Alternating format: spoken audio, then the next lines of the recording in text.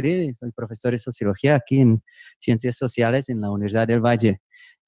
Yo voy a arrancar hablando en inglés, espero que está bien, pues considerando los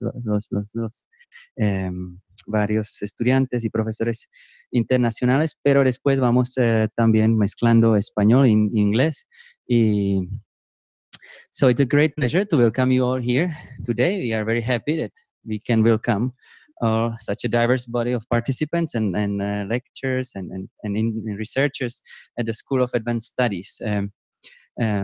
We will start these opening remarks. I would like to introduce several important persons and professors who have represented institutions who have been greatly collaborating with or in other words, to making this school happen.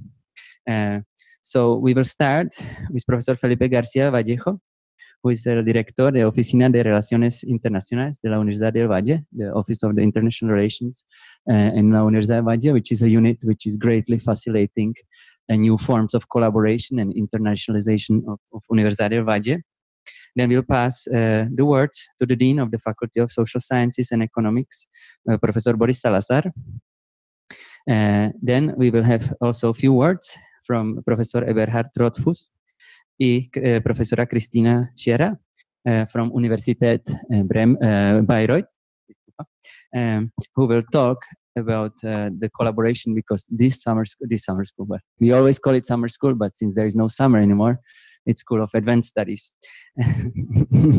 But after in Cali, it's always summer, so it's an eternal summer school that we have all year. Then myself and my colleague Rosa Emilia Bermudez, who has been coordinating and preparing the School of Advanced Studies, will introduce a bit the idea as well, and then we will start with Professor Mara Loveman, who is the keynote lecture after this. Okay, so I won't delay anymore the opening, and I will gladly pass the words to Professor Felipe García Vallejo. So aquí paso. Okay. Good morning, first of all. I'm trying to speak in English, but if you want to interrupt me, I can translate in Spanish. This is a part of the program we have in the International Relations Direction. Try to open the university and the international global scenario. So this is the 15th this year, because we promote and support another 4 summer schools in this year, and the program continues to the next year in the same politics. So I'm glad in this time you be here, and all the international professors and international students here make the welcome to our university.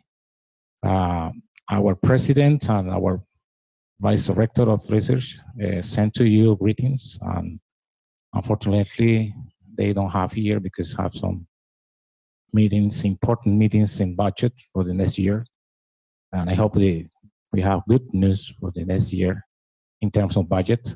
And the other thing is tied to welcome to Cali. Cali is a very, very interesting city in the world. It's my favorite city in the world. And you have yes, I'm Caleño, no problem. And I like Cali because they're Caleños don't like Cali. But it's my city, and take a chance of all the opportunity, have the city and the university also have very interesting places to visit, not only for academic programs, but for internal tourist program in our university. We have the library, and actually there's an exposition of arts. I think it's very interesting. And we have an archaeologist museum who has most the handicraft of the cultures around of pre-Columbian cultures around of this Valle del Cauca. And there is another things, and on Fridays you have Friday is very interesting in the university because it's an open mind meeting using music and using all of this cultural agenda. Just two things to finish my intervention. This is an effort of our university, but this is a politics. Try to open the mind of our community, of university community, to the international agenda. So this is a very interesting, a very upset program in the support of the naming summer school, but it's here in Colombia, there is no summer. There's a raining season and dry season. So summer is in Cali. Summer is every day, all year. So thank you very much for your stay here. Have a good stance here in Cali, in the University del Valle. Muchas gracias. Many thanks to Professor Felipe Garcia. And now the next words we will pass to the Dean of our Faculty of Social Science and Economics, Professor Boris Salazar. Buenos días a todos. En nombre de la Facultad de Ciencias Sociales y Económicas de la Universidad del Valle, quiero dar la bienvenida a esta Escuela de Estudios Avanzados, diálogo étnico-racial entre África, Europa y América. Para nosotros es de verdad un honor, es un placer tenerlos aquí. Esta escuela es el resultado de un esfuerzo muy grande. En primer lugar, ha estado sobre los hombros de Rosemilia, que ha trabajado mucho en ella, y del doctorado de Sociología, y también de la Facultad de Ciencias Sociales y Económicas. Y creo que la temática que va a enfrentar, y la va a hacer además desde el punto de vista del trabajo, no se trata de simplemente recibir unos cursos, sino realmente de trabajar conjuntamente. Es fundamental para entender la historia de América Latina. La idea de trabajar lo étnico-racial y la clasificación étnico-racial tiene una ventaja grandísima desde el punto de vista del conocimiento, es que permite la interdependencia entre lo político, lo social, la construcción de estados nacionales y además la construcción de la idea de nación que se ha construido de forma cambiante desde el siglo XIX hasta hoy, y hoy tenemos un retorno a la clasificación racial desde otro punto de vista político, desde otra mirada, con otra interpretación, con otro tipo también de construcción social e imaginaria, y creo que van a tener ustedes un espacio de discusión y de conversación muy interesante, muy rico y muy diverso, y esperamos que de verdad esta escuela contribuya a que el diálogo entre África, Europa y América alrededor de los problemas étnico-raciales, de la construcción del Estado nacional, se mantenga y de verdad podamos contribuir a ese diálogo y a la construcción de conocimiento en esos temas. Entonces, bienvenidos, disfruten del calor de Cali, no sigan del todo las instrucciones de Felipe, que se dediquen a pasear por Cali y a disfrutar de Cali, tienen que tomar en serio la escuela también, trabajar mucho y bienvenidos de nuevo. Muchas gracias. Muchas gracias, Professor Boris. Now I will turn and I would like to invite the two representatives of the Universidad Bayreuth, because part of the School of Advanced Studies is basically a result of several years of collaboration with University of Bayreuth and especially a center called BIXAS, which is the Bayreuth International Graduate School of African Studies. So I would like to first invite Professor, I don't know who would like to start, perhaps Professor Eberhard Rothfuss, and later on we will pass the word to Professor Cristina Scherer. Okay, Jan, Rosa, thanks very much for your welcome, warm welcome, and even for the invitation as well from Professor Garcia and from the International Office. Normally, I would say ladies first. In this way, I would take the microphone to just introduce briefly the idea of this kind of collaboration. We started in 2014 when Ute Fendler, a colleague of the University of Bayreuth, and me came with a mandate from our president of the University of Bayreuth, he's a real fan of Latin America, and he said, you are a young professor, you had done your postdoc in Brazil, and there's a nice colleague from Literary Studies. She worked on literature in Andean region, on Ecuador, And so he said, let's go to South America and have a look what we can do there with the African focus in Bayreuth. Christine Scherer will later on talk about BIXAS, the Bayreuth Graduate School of African Studies. And this was the main aim, to have a look beyond Africa. You know, since Paul Gilroy's Black Atlantic, it was in the, when was it? 60s, 70s.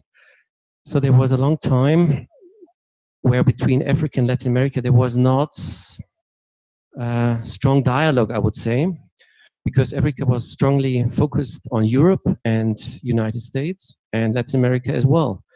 The scholars look just north, but the south-south perspective between Africa and Latin America is quite not that dense. And our idea was to look from Bayreuth as a place where a lot of scholars from Africa made their PhDs there, to look beyond Africa and have a look on the heritage of what is between the Southern Atlantic. What are the relations, the bridges, and as well the breaks of history.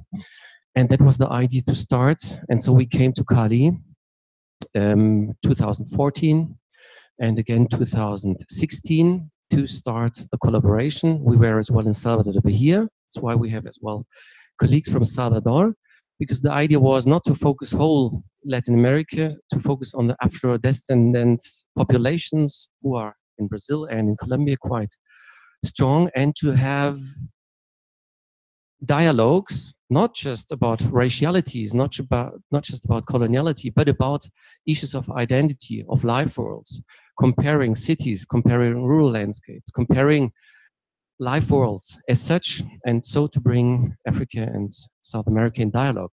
And that's why we are here. And once again, thank you for your warm welcome coming us here. And even for us, it's totally summer. You could imagine it. In Germany, it's really horrible cold. So I think we melted already from the hotel up to here, but we're really glad to be here.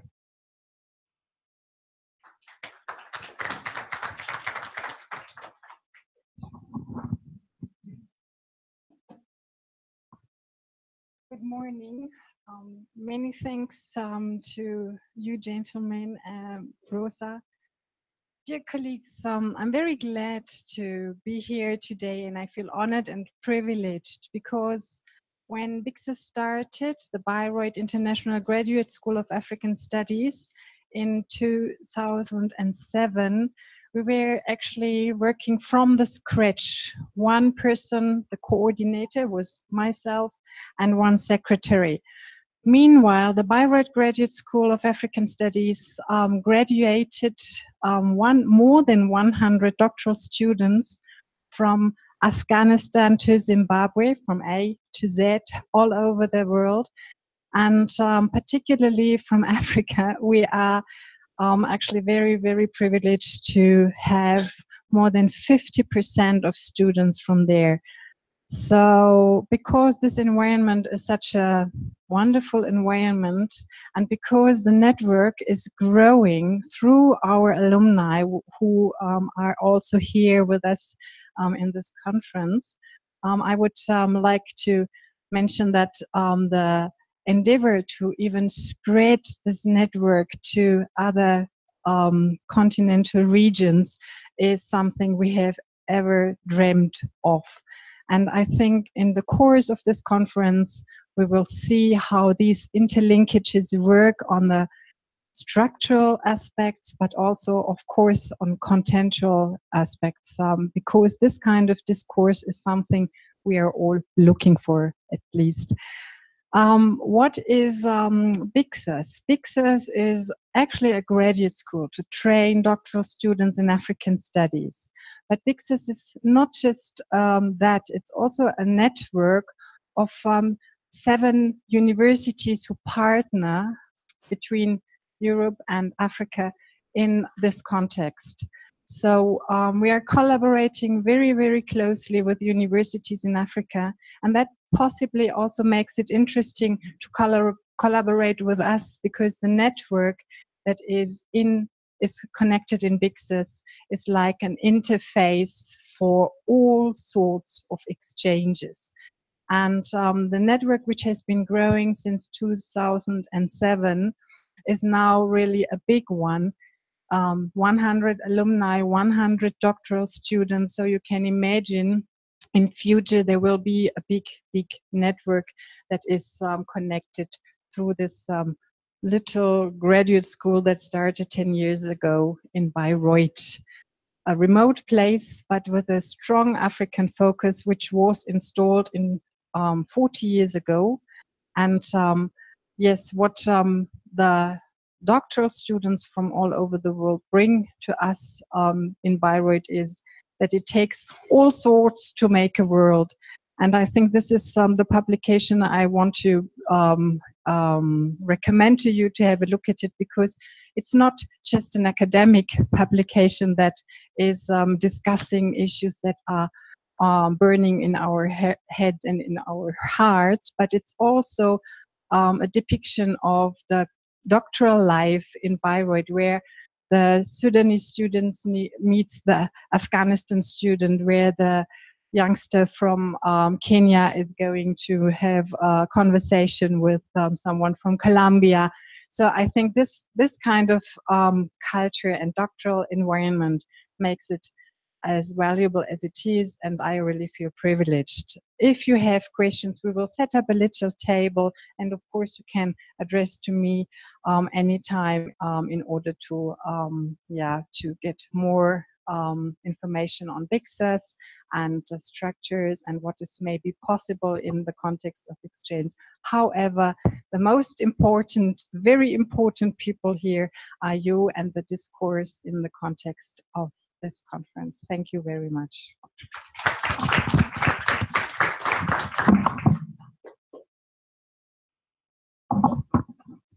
Many thanks to the professors and to all the speakers. And it's a great honor that Universidad del Valle can be part of this enlargement or thinking of new or forging new connections and collaborations and comparisons. It's the Universidad del Valle, but it's also Universidad in Bahia in Brazil as a part of enlarging the network.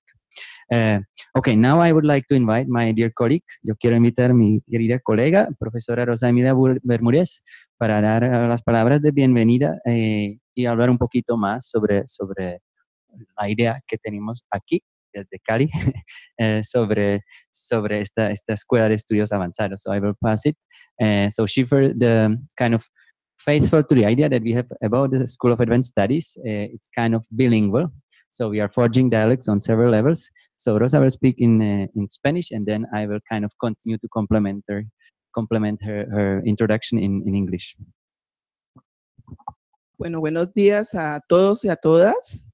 En especial, pues, saludo a la mesa, al profesor Mejía, que ha sido un colaborador y ha sido el apoyo fundamental que hemos tenido desde la universidad para la realización de este evento, de esta escuela académica, al decano, también por la colaboración que desde la facultad se ha dado, pues, para la realización de la escuela, y todo el trabajo que desde la facultad hemos hecho para la organización de la misma, y en especial a Eberhard y a Cristina de la Universidad de Bayreuth, que han sido, pues, los interlocutores que hemos tenido durante estos últimos 3 años en los que hemos emprendido esta colaboración junto con Ute, con la profesora Ute, que no nos acompaña hoy presencialmente, pero ha estado durante todo el trayecto de la construcción de esta relación de cooperación académica que nos permite hoy estar aquí iniciando esta Escuela de Estudios Avanzados con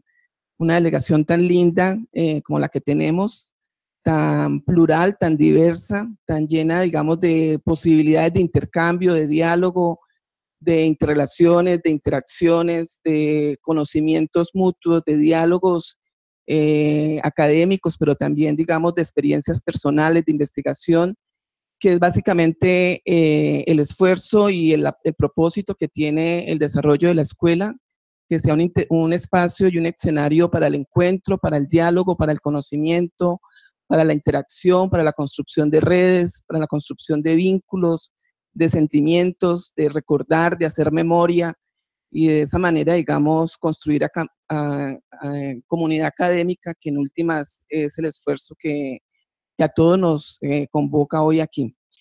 La escuela ha sido concebida como una escuela para discutir, dialogar acerca de el eje central de las desigualdades étnico-raciales, de las realidades étnico-raciales en los 3 continentes, en esa historia que nos vincula desde África con Europa y con América Latina.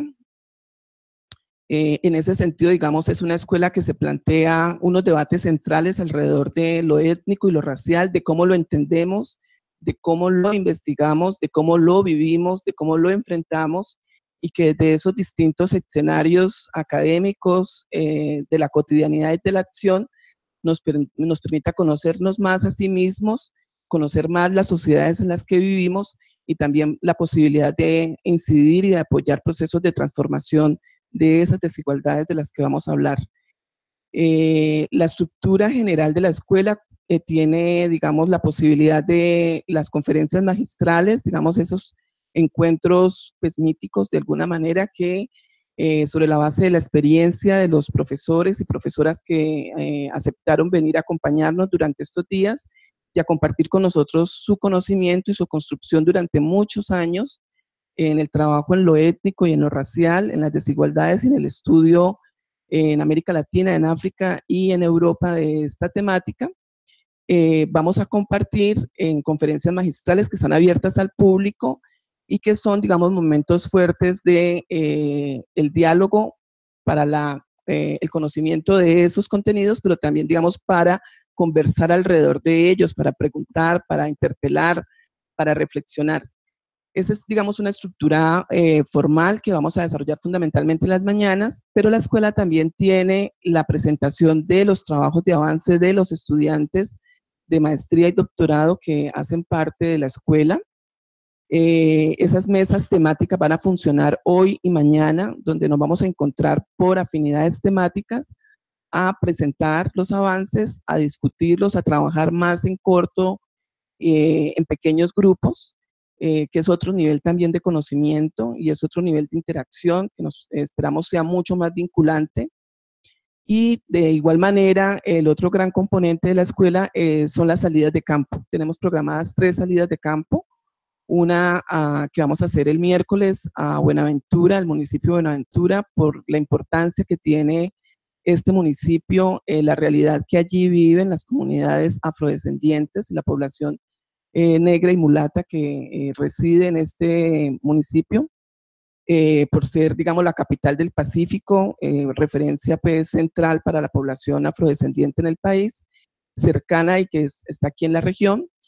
Esa salida de campo la vamos a hacer durante todo el día el miércoles. El jueves iremos al distrito de Agua Blanca, que ya en términos del urbano es también un referente muy importante para la configuración de la ciudad. Y el sábado estaremos yendo al norte del Cauca, que también es un territorio, digamos, ancestral de residencia de la población afrocolombiana en la región y que queremos tener la posibilidad de que en cada una de estas visitas, salidas de campo, tengamos otro tipo de diálogo con procesos sociales, con procesos organizativos o con realidades muy concretas que allí se desarrollan. Adicionalmente, digamos, a esta estructura, que es la estructura general, están todos los momentos que nos vamos a permitir tener de intercambio y construcción de red y de cooperación académica en la práctica durante toda la semana hasta el sábado. Entonces, sean todos y todas bienvenidas y bienvenidos a la escuela. Es un honor para nosotros tener este momento y esta dinámica durante toda la semana. Estamos supremamente felices de que estén aquí, que podamos compartir y esperamos pues que el desarrollo del trabajo en la semana sea muy satisfactorio y muy enriquecedor para todos y todas. Muchas gracias. Bueno, many thanks to Rosa for the introduction. I would like to complement, basically kind of elaborate in English to some of the points that she already presented. So first, it's a great honor, as I said, to have you all. We are very excited at hopefully making this school a way of creating new spaces for dialogues with our colleagues not only working on Africa, but also from Africa, from Brazil, but also from other parts of Colombia, from Europe, and from US. To think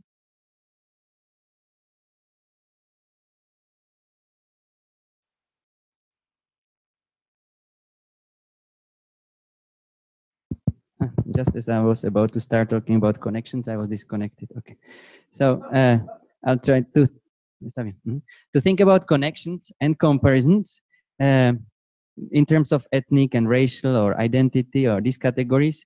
We can think, be this in terms of past violent histories such as slave trade, which shares and basically connects different continents, Africa, Latin America, Europe, and US. But also we would like to think about the contemporary predicaments and processes characterizing the lives of Afro-descendant communities and African diaspora. So we are really hoping that this school can forge new dialogues, new forms of comparisons, but also make us think about the new possible avenues for or thinking of different entanglements of what John and Jan Komarovs call theories from the South, or other authors termed epistemologies from the South. So we would like to think about this kind of conceptual and theoretical implications of this encounter as well. Basically, the idea to forge dialogues and connections in this space of School of Advanced Studies, I can narrow it down to two levels, I would think. One is to think about dialogues in terms of new possibilities of comparisons and works, so kind of think conceptually, empirically. But also, I think this is a great space, one of the few spaces that I know of, which allows to bring together and create scholars from the South and working on the South globally, because usually these type of encounters take place in the north of the world. They usually meet at the Western universities where scholars working on the South meet. And so I think it's a great honor for Universidad del Valle in Cali or Colombia host this type of event. Let me also clarify a bit the idea of the title. Why ethnic and racial dialogues? So although racial and ethnic appear as center themes and are included in the title of School of Advanced Studies, the aim of the school are not necessarily circumscribed by these concepts. We don't want to imprison or insist on this. We feel that this would be too narrow and would not really do the justice to the diversity of topics that various participants bring to this event. So it's not just about the idea of ethnic, racial, or ethno-racial dialogues. It is not just about race, ethnicity, etc. In particular, we don't want this school to be seen about others, about something that is related or possibly ascribed to the others, who are usually racialized minorities or who have been oppressed, and the idea of, through the idea of race as naturalized social distinctions.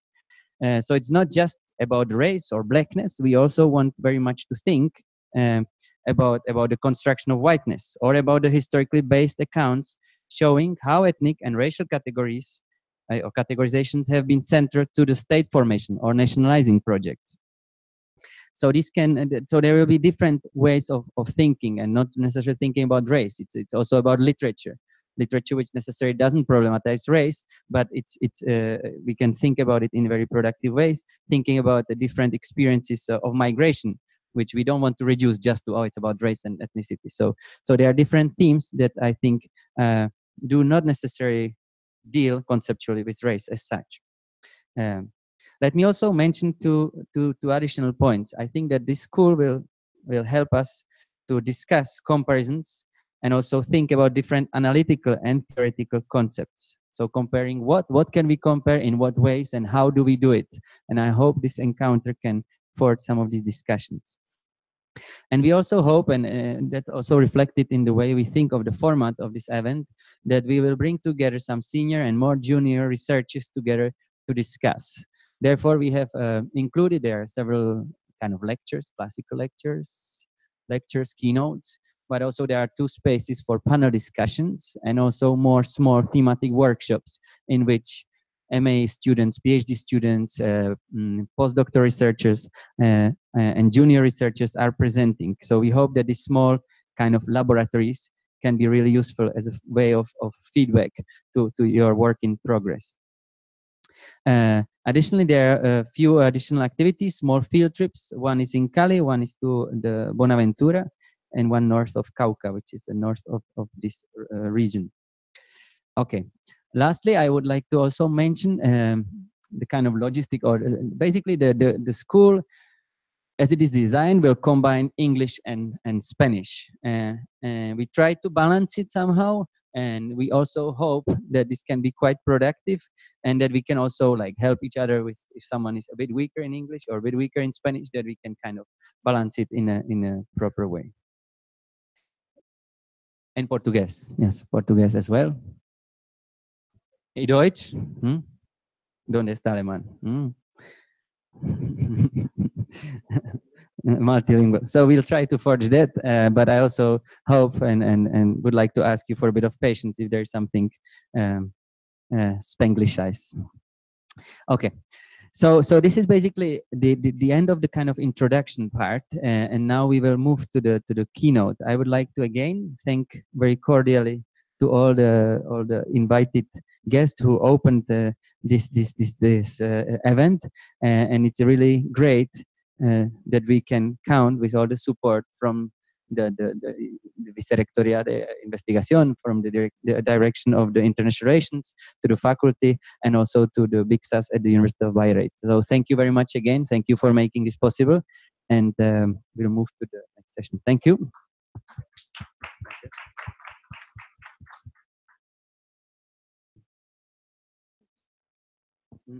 Yeah. So I would like to invite Professor Mara Loveman up here. And also, yo quiero informar a todos para español.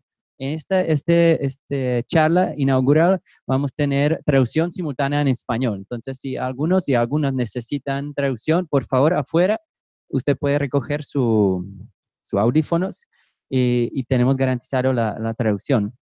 ¿Sí? Si algunas o algunos necesitan, ahora es tiempo para ir y recogerlos. ¿Sí?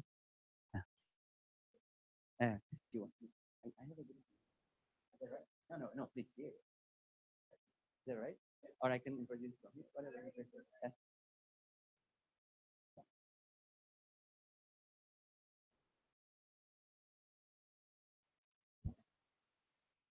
¿Será esperamos un poquito mientras personas vienen? Do you think we should wait a bit if someone is picking up the headsets?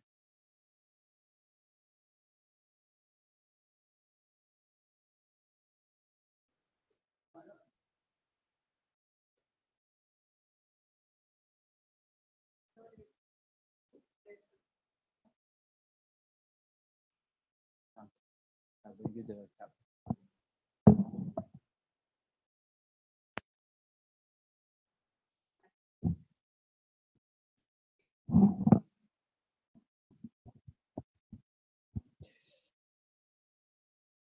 Okay.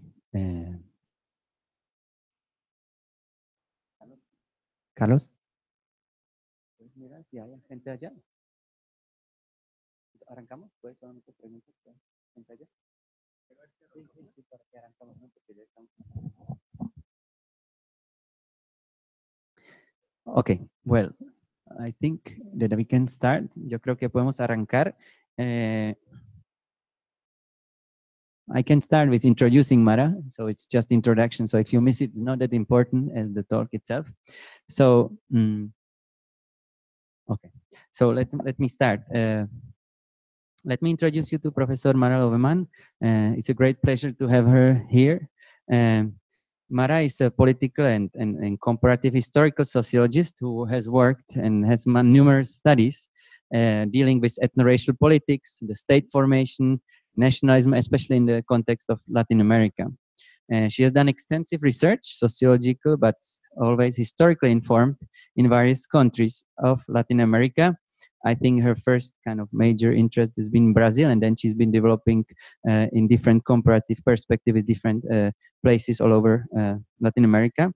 Mara is a professor and departmental chair at the Department of Sociology at the University of California, Berkeley.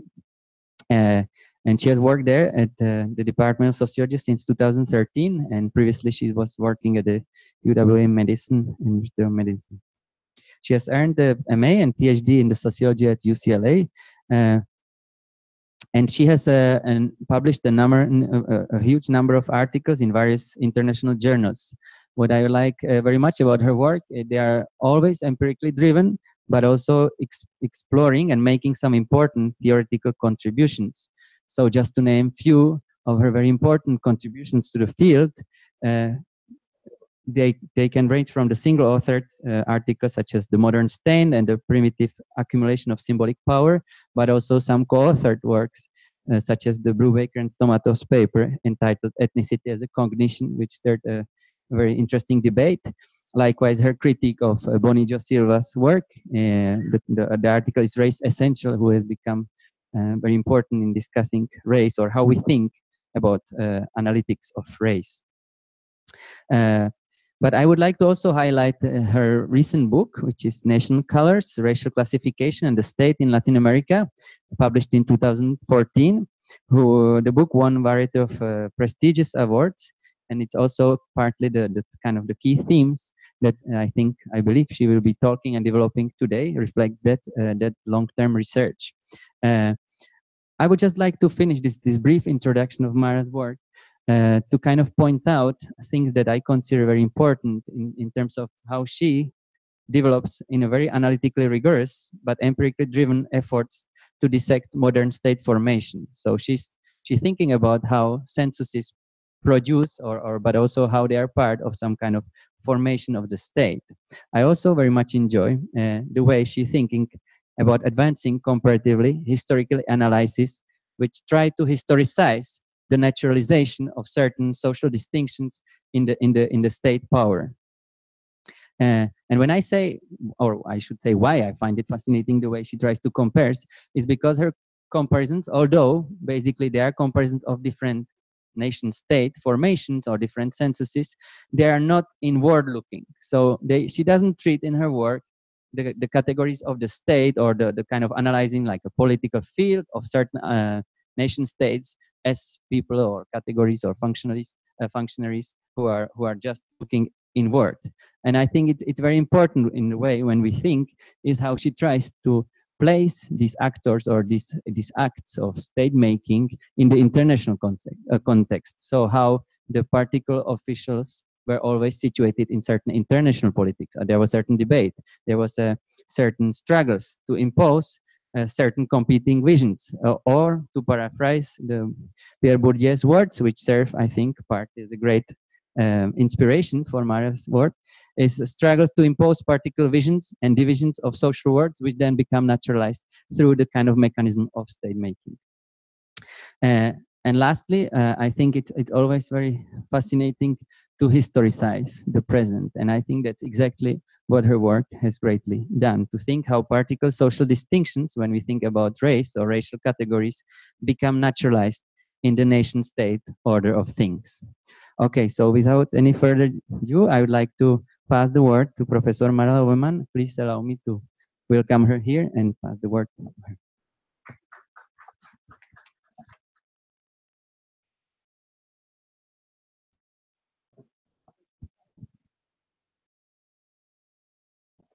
So thank you so much for that really nice introduction. He just gave a really brilliant short synopsis of some of the key themes from my talk. So thank you. I was going to say, well, I can just join the conversation already, but no, I will present my talk. I want to thank you so much, actually, for the invitation to be here. This is one of the most extraordinary invitations I've ever received. When Jan wrote to me and described the nature of the collaboration, the nature of the dialogue, and the spirit of what this school was, I first got the invitation. I thought, there's no way I can do this in the middle of the semester. It's a whole week, and I can't do this. And then I read more about what this project is really about and the kinds of students and faculty and ideas and projects that I would get to learn about and engage with in coming. And so I made some minor miracles as department chair to be able to come here. And I just want to really thank you for the invitation to be here. And I'm really excited to have this chance to learn about all of your work over the next few days. So today I'm going to present some research from my recent book, National Colors, Racial Classification and the State in Latin America. And then I'm going to offer some reflections on new developments in the region since my book's publication. So let me begin. There we go. Let me begin by drawing your attention to a recent and striking change in the way that Latin American states classify their populations on national censuses. In the last 2 decades, there's been a dramatic shift away from colorblind census counts, and an embrace of new questions that capture particular lines of ethno-racial distinction within Latin American populations. So the shift is summarized in this table. The table shows 19 Latin American countries listed alphabetically on the left, and the decades from the 1980s to the 2010s across the top. A shaded cell means that a given country took a national census in that decade. A white circle means that the census included a question that made indigenous populations visible in some way, and a black circle means that the census included a question that made Afro-descendant or black populations visible statistically in some way. So as you can see, in the 1980s, about half of the countries in Latin America counted indigenous populations on their censuses. By 2010, almost all of them had done so or planned to do so in the next census. And with respect to Afro-descendant or black populations, in the 1980s, only 2 countries, Brazil and Cuba, had census questions that differentiated them from others in the population. By 2010, again, nearly every country counted black or Afro-descendant populations or planned to do so in their next census. Now, to put these recent changes in perspective, it's important to remember that Latin America is a region where states spent most of the 20th century actively cultivating the idea that categorical racial distinctions either don't exist in their societies or that they're socially irrelevant. Indeed, Latin American states have long encouraged their citizens to see ethno-racial differences as a matter of degree rather than categorical kind. Throughout the region, generations of children have been taught that race mixture, and thus the blurriness of ethno-racial boundaries, is what created and defines them as distinctive peoples, as nations among others. In Mexico, for example, children have been taught that the nation was created through the mixtures of Spaniards and Indians. To be Mexican is to be mestizo. In Brazil, national myths championed the fusion of Africans, Indians, and Portuguese into a new human type. As Brazilians, children are told they are racially mixed. In Cuba, the story goes, a nation for all was forged through the absorption of differences. Cuban race and nationality are declared to be one and the same. Even in countries like Chile and Argentina, where national ideologies celebrate the supposed racial and cultural sameness of present-day populations, children learn origin myths that credit historic mestizaje for the creation of Chileans or Argentines as distinct national types. Now, of course, these stories of nation-making through mixture were not ideologically neutral. They smuggled in preferences for the white or European component of the mix. This whitening ideal is captured in this famous painting from Brazil that depicts mixture as an intergenerational process through which the Brazilian nation was formed, and also as a process through which the population is somehow miraculously whitened. So Latin American national mythologies have long championed the idea that distinctive nations were formed through the mixture and thus the dissolution of categorical boundaries. Against this history, the recent embrace of race and ethnicity questions on national censuses appears as a sort of tectonic ideological shift. Instead of insisting on the blending and disappearance of ethno-racial distinctions in their populations, Latin American states are now officially recognizing and institutionalizing clear categorical divides. So in my talk today, I'm going to explain how and why this region-wide shift in the way that Latin American states classify their populations came about. My explanation will touch on the timing of these reforms, the actors and processes that brought them about, and some of the broader implications. Now, most observers highlight the historic novelty of these reforms, but I will show you that, in fact, official racial classification in Latin American census is not historically unprecedented. Though it is a departure from the past several decades, these new questions actually harken back to an earlier phase of official ethno-racial classification in the region. Further, I'm going to argue that even though we are now in a very different political and ideological context, the reason why states have embraced official racial classification today is in key respects similar to the reasons that they did so in that earlier phase of their histories. Now, before unpacking my explanation for the recent wave of reforms, I want to first just set the stage a little bit by telling you about the book project as a whole, And this will give you a sense of how my analysis of these recent reforms fits within the broader ambitions of the book project.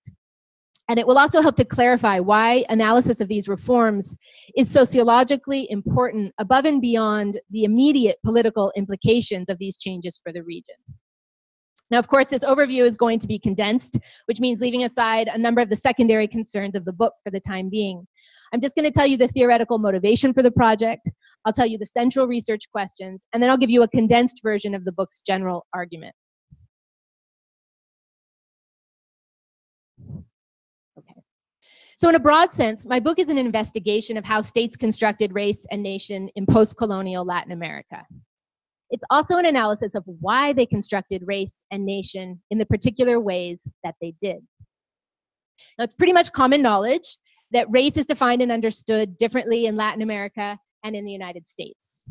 Indeed, pointing out that someone who is defined as Black in the United States might be defined as white in some parts of Latin America has become a common example used in introductory sociology classes in the United States to illustrate the basic idea that race is a social construction. There's a large and rich body of research that describes how race is understood differently in different times and places in the Americas. Yet there's surprisingly little research that tries to explain in general terms why this is the case. Why do people in different countries of the Americas understand race in the ways that they do? Where do these different understandings come from? And what difference do these different understandings make for the structure and dynamics of contemporary societies? Now, many scholars have tackled these and related questions for the case of the United States. This includes work by historians, anthropologists, legal scholars, political scientists, and of course, sociologists. Across a wide array of research on the social construction of race in the United States, one key point of consensus is that the state played a starring role in the historical construction of racial divides. In particular, research has shown how the practice of official racial classification served to institutionalize an especially rigid, ancestry-based understanding of racial difference. In the United States, historically, official racial classification provided the administrative foundation for the construction of an explicitly exclusionary nation, a nation that was grounded on principles of racial difference and structures of racial inequality. Now, in comparative scholarship on race, in Latin American countries are often invoked as a point of contrast to the history of race making in the United States. They tend to get treated in the comparativist literature as negative cases, because after independence in the early 1800s, Latin American states did not construct legal racial orders. This absence of legally institutionalized racial discrimination is often held up in comparative work to account for the fact that race is understood differently in Latin America and in the United States. But the history of race making in Latin America is obviously not just the absence of what happened in the United States. So one of the contributions of my book is to intervene in this discussion in the comparativist literature, at least the comparativist literature of race in the Americas, and show that the fact that Latin American states did not engage in legal racial discrimination does not mean that they abstained from political construction of race altogether. Latin American states also actively constructed race and nation. But in contrast to the United States, the way that they did so was profoundly shaped by their subordinate relationship to the international community of nation states to which they aspired to belong.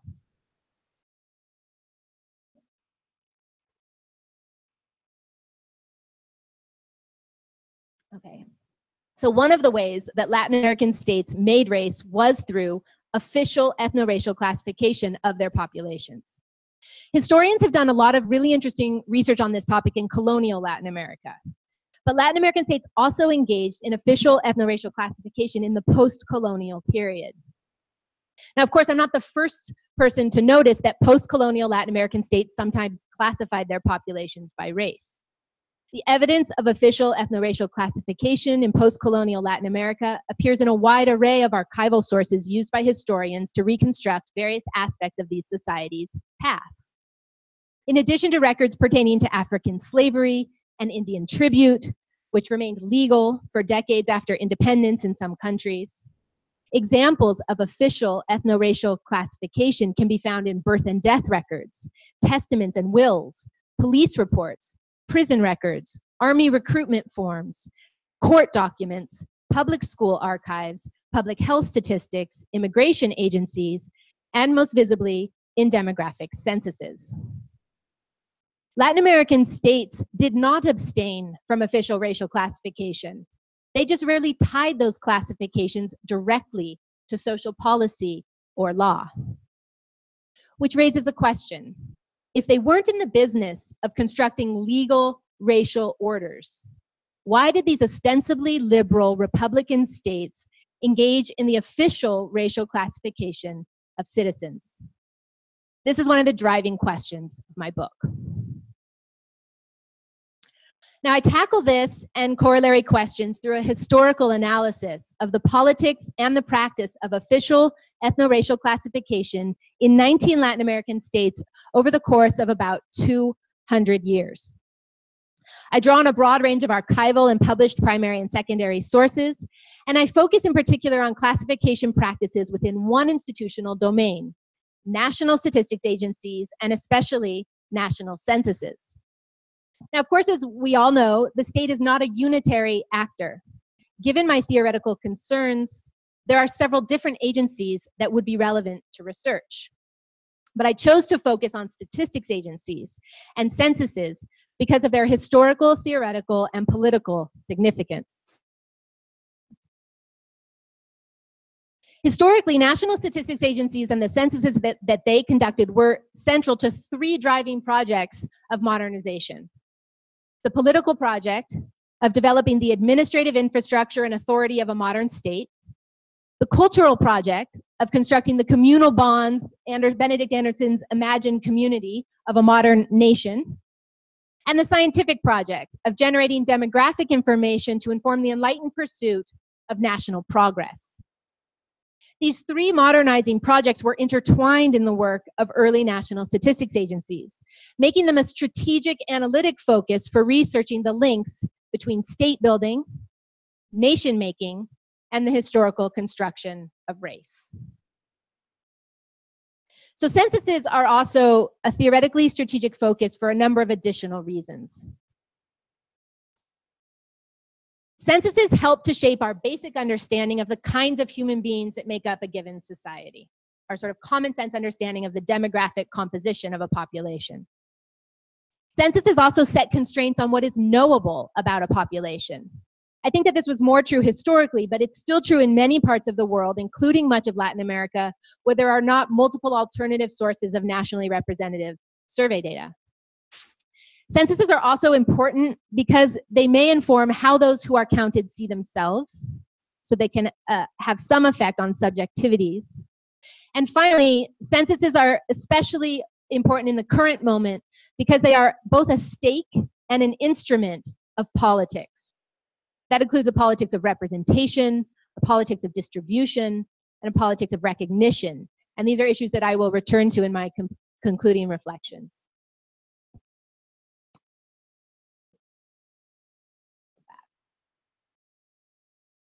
Okay, so I was interested in how post-colonial Latin American states made race and nation, and I wanted to explain in general terms why they did so in the ways that they did. I focused on the history of census taking as one institutional site of nation-state building and of the state's exercise of symbolic power more generally as a window into these processes. So now let me share with you one of the important discoveries that I made through my research.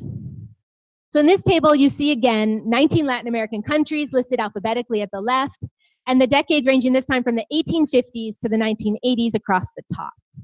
A gray cell again means that a census was taken in that decade, and R means that the census taken included a question about race or color. Now, I know that this table can raise a lot of questions about particular cases, but for now, I just want to draw your attention to two overarching patterns. First, I discovered that during the 19th and early 20th centuries, almost all Latin American states engaged in official racial classification of citizens on at least one national census.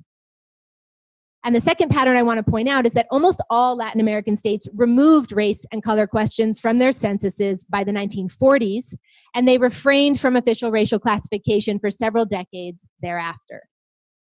Then by 2010, as I showed you at the outset, nearly all Latin American states once again classified their populations by race or ethnicity on censuses. So the discovery of these region-wide patterns generated three previously unexplored historical questions about racial classification in the state in Latin America. Why did the putatively colorblind liberal republics of post-colonial Latin America classify their populations by race on early national censuses?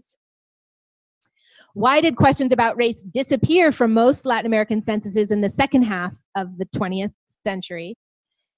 And third, why did questions about racial and ethnic origins and identities resurface on national censuses throughout Latin America at the dawn of the 21st century? So in the book, I tackle each of these questions in turn. The specific historical argument is, of course, different for each period, but it turns out that in a key respect, the answer to each question is the same. So now I'm going to tell you the book's most general argument. First of all, and not surprisingly, I argue that these temporal and regional trends are driven by politics.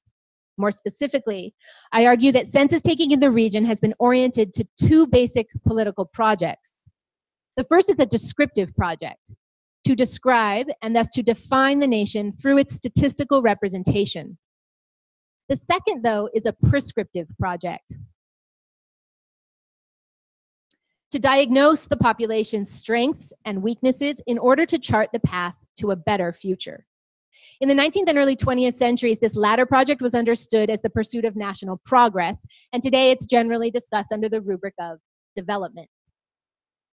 Now, of course, the argument that census categories are political is far from new. Up to this point, my argument resonates closely with prior research in the sociology of official statistics and also existing social histories of census taking in other national contexts.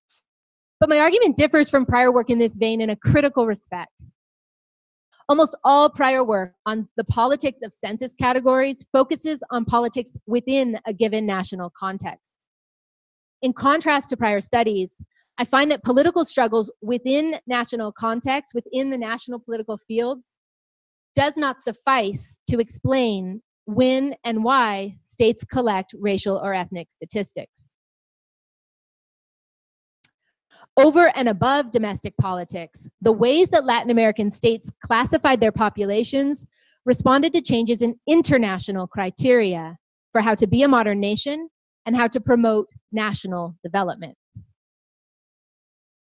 As prevailing international understandings of what made a political and a cultural community a modern nation changed, so too did the ways that Latin American states counted and classified their populations.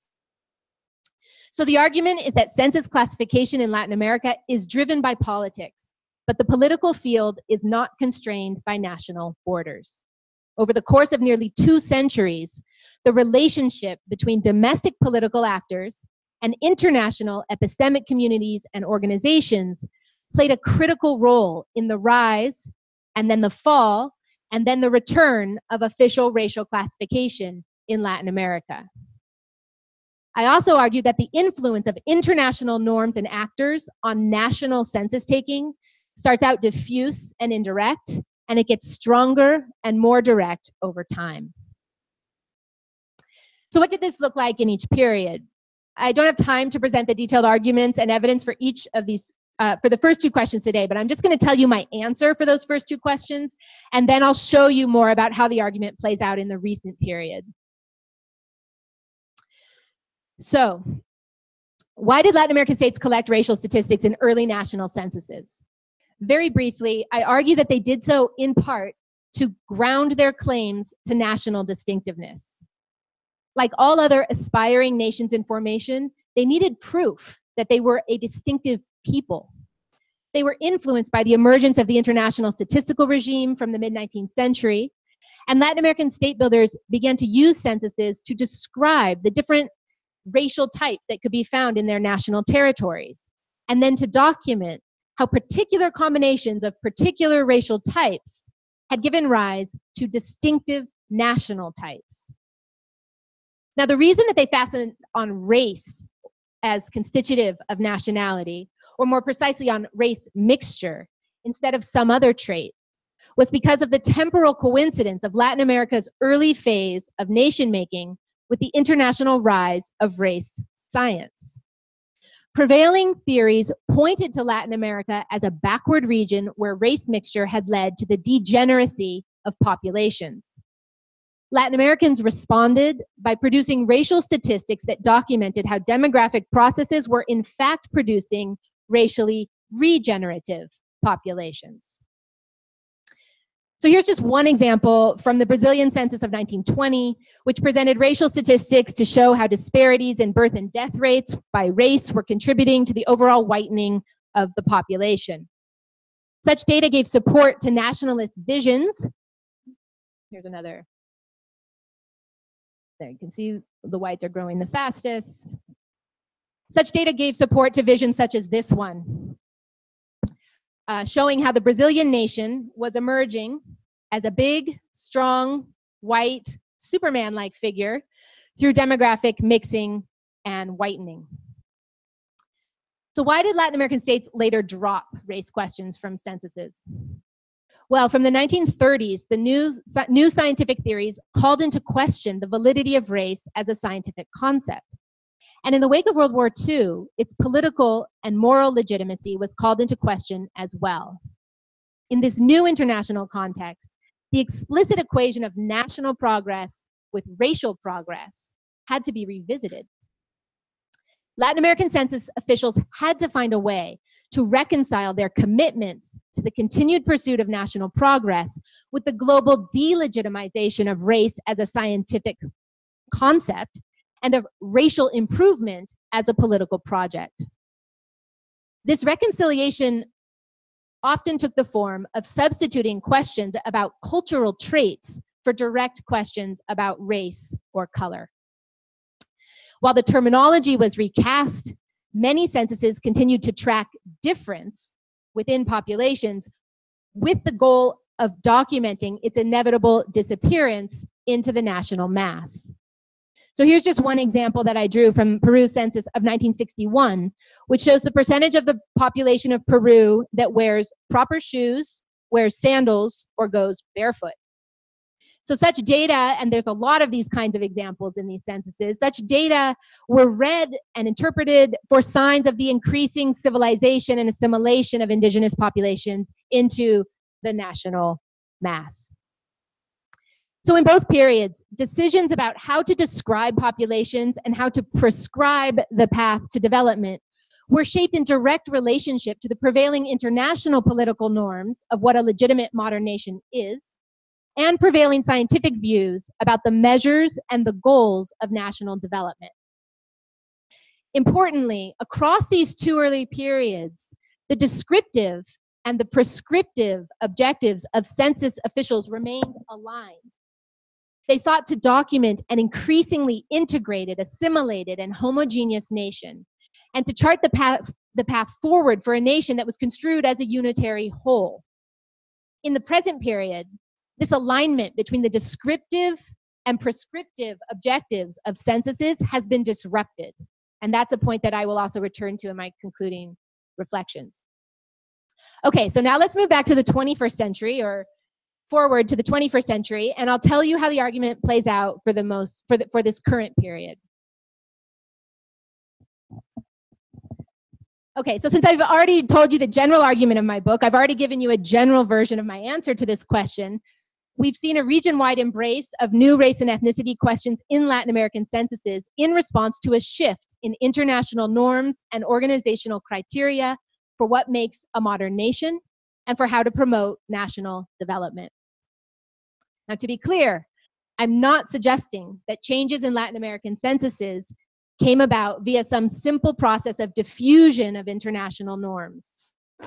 The process by which nearly all Latin American states embraced official ethno-racial classification on their national censuses in little more than a decade was not one of neutral diffusion of international models. Rather, my argument is that international expectations for how states should count and classify their populations influenced the domestic politics of census taking in Latin America via specific types of power-laden relationships between domestic and international actors. Now, for this argument to be plausible, it first of all needs to be true that there has indeed been a shift in international norms for defining modern nationhood and promoting national development. And for this argument to be not just plausible, but compelling, I also need to show you that there's a demonstrable link between this broad normative shift in the international level and the design of census questionnaires in multiple Latin American countries at the national level. So to establish the plausibility of my argument, I'm just going to take a shortcut and note that there is a large body of research which documents that there has indeed been a shift in international normative understandings of legitimate modern nationhood. In short, the old school nationalist ideal of striving for uniformity within the nation has become exactly that, old school. Nowadays, a legitimate civilized nation is one that recognizes, respects, even celebrates diversity within its population. Now, it's beyond the scope of this talk to explain the origins of this shift, but I do want to underscore that local activism and international mobilizations were pivotal in propelling this change in global culture and political norms, and in getting these new norms institutionalized at the international level. And then once these norms are crystallized in the form of international conventions and UN operating practices and so on, they then become an important source of external leverage that those same domestic activists or their successors can leverage in their dealings with national states. Now, connected to the rise of multiculturalism as the new norm for civilized nationhood, there has also been a shift in the international development field with respect to defining the goals of development. This shift is captured in the catchphrase, development with identity. Basically, the major international development organizations and multilateral lending institutions now agree, in principle, that development projects should respect people's cultural differences. So here's just one illustration of this new stance. This is an excerpt from a UN Development Program Human Development Report, and the report argues that enhancement of cultural liberty should be an explicit development goal, right alongside traditional development concerns such as access to health and education or pro-poor economic growth.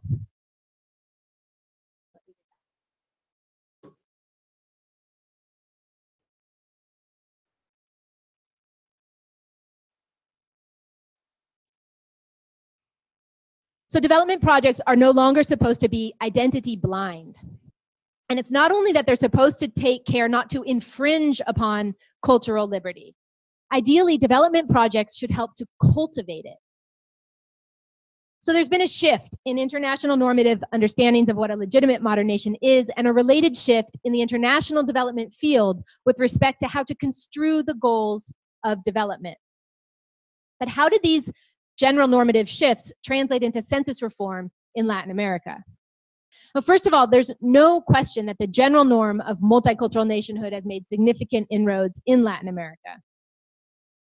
A number of scholars have analyzed the politics of multiculturalism in the region. They've drawn attention to constitutional reforms, new land rights, new forms of political autonomy, bilingual education, and curriculum reforms, among other important changes. There's some disagreement among analysts about why states have conceded to some of these reforms. And there are also debates about the implications of particular reforms in different Latin American countries. I'm going to bracket those debates here and just underline a few key points of agreement among scholars who've written about multiculturalism in contemporary Latin America. So analysts tend to agree that the wave of constitutional reforms beginning in the mid-1980s and into the 1990s is clear evidence of a multicultural turn in Latin America. The story behind constitutional reforms, of course, varies across countries, but it generally involves national political elites bending to domestic social pressures that are leveraged by the involvement of actors embedded in the international human rights regime. Here are just a few examples of amended constitutional language redefining what nationhood is in Latin America. Now, scholars generally agree that for states that had invested for decades in cultivating homogenizing, assimilationist, mestizo nationalisms, the official pronouncements of multicultural, pluriethnic, plurinational, national identities marked a momentous symbolic break with the past. There's also agreement that international conventions such as the UN International Convention on the Elimination of All Forms of Racial Discrimination and ILO Convention 169 played a role in advancing multicultural reforms in Latin America.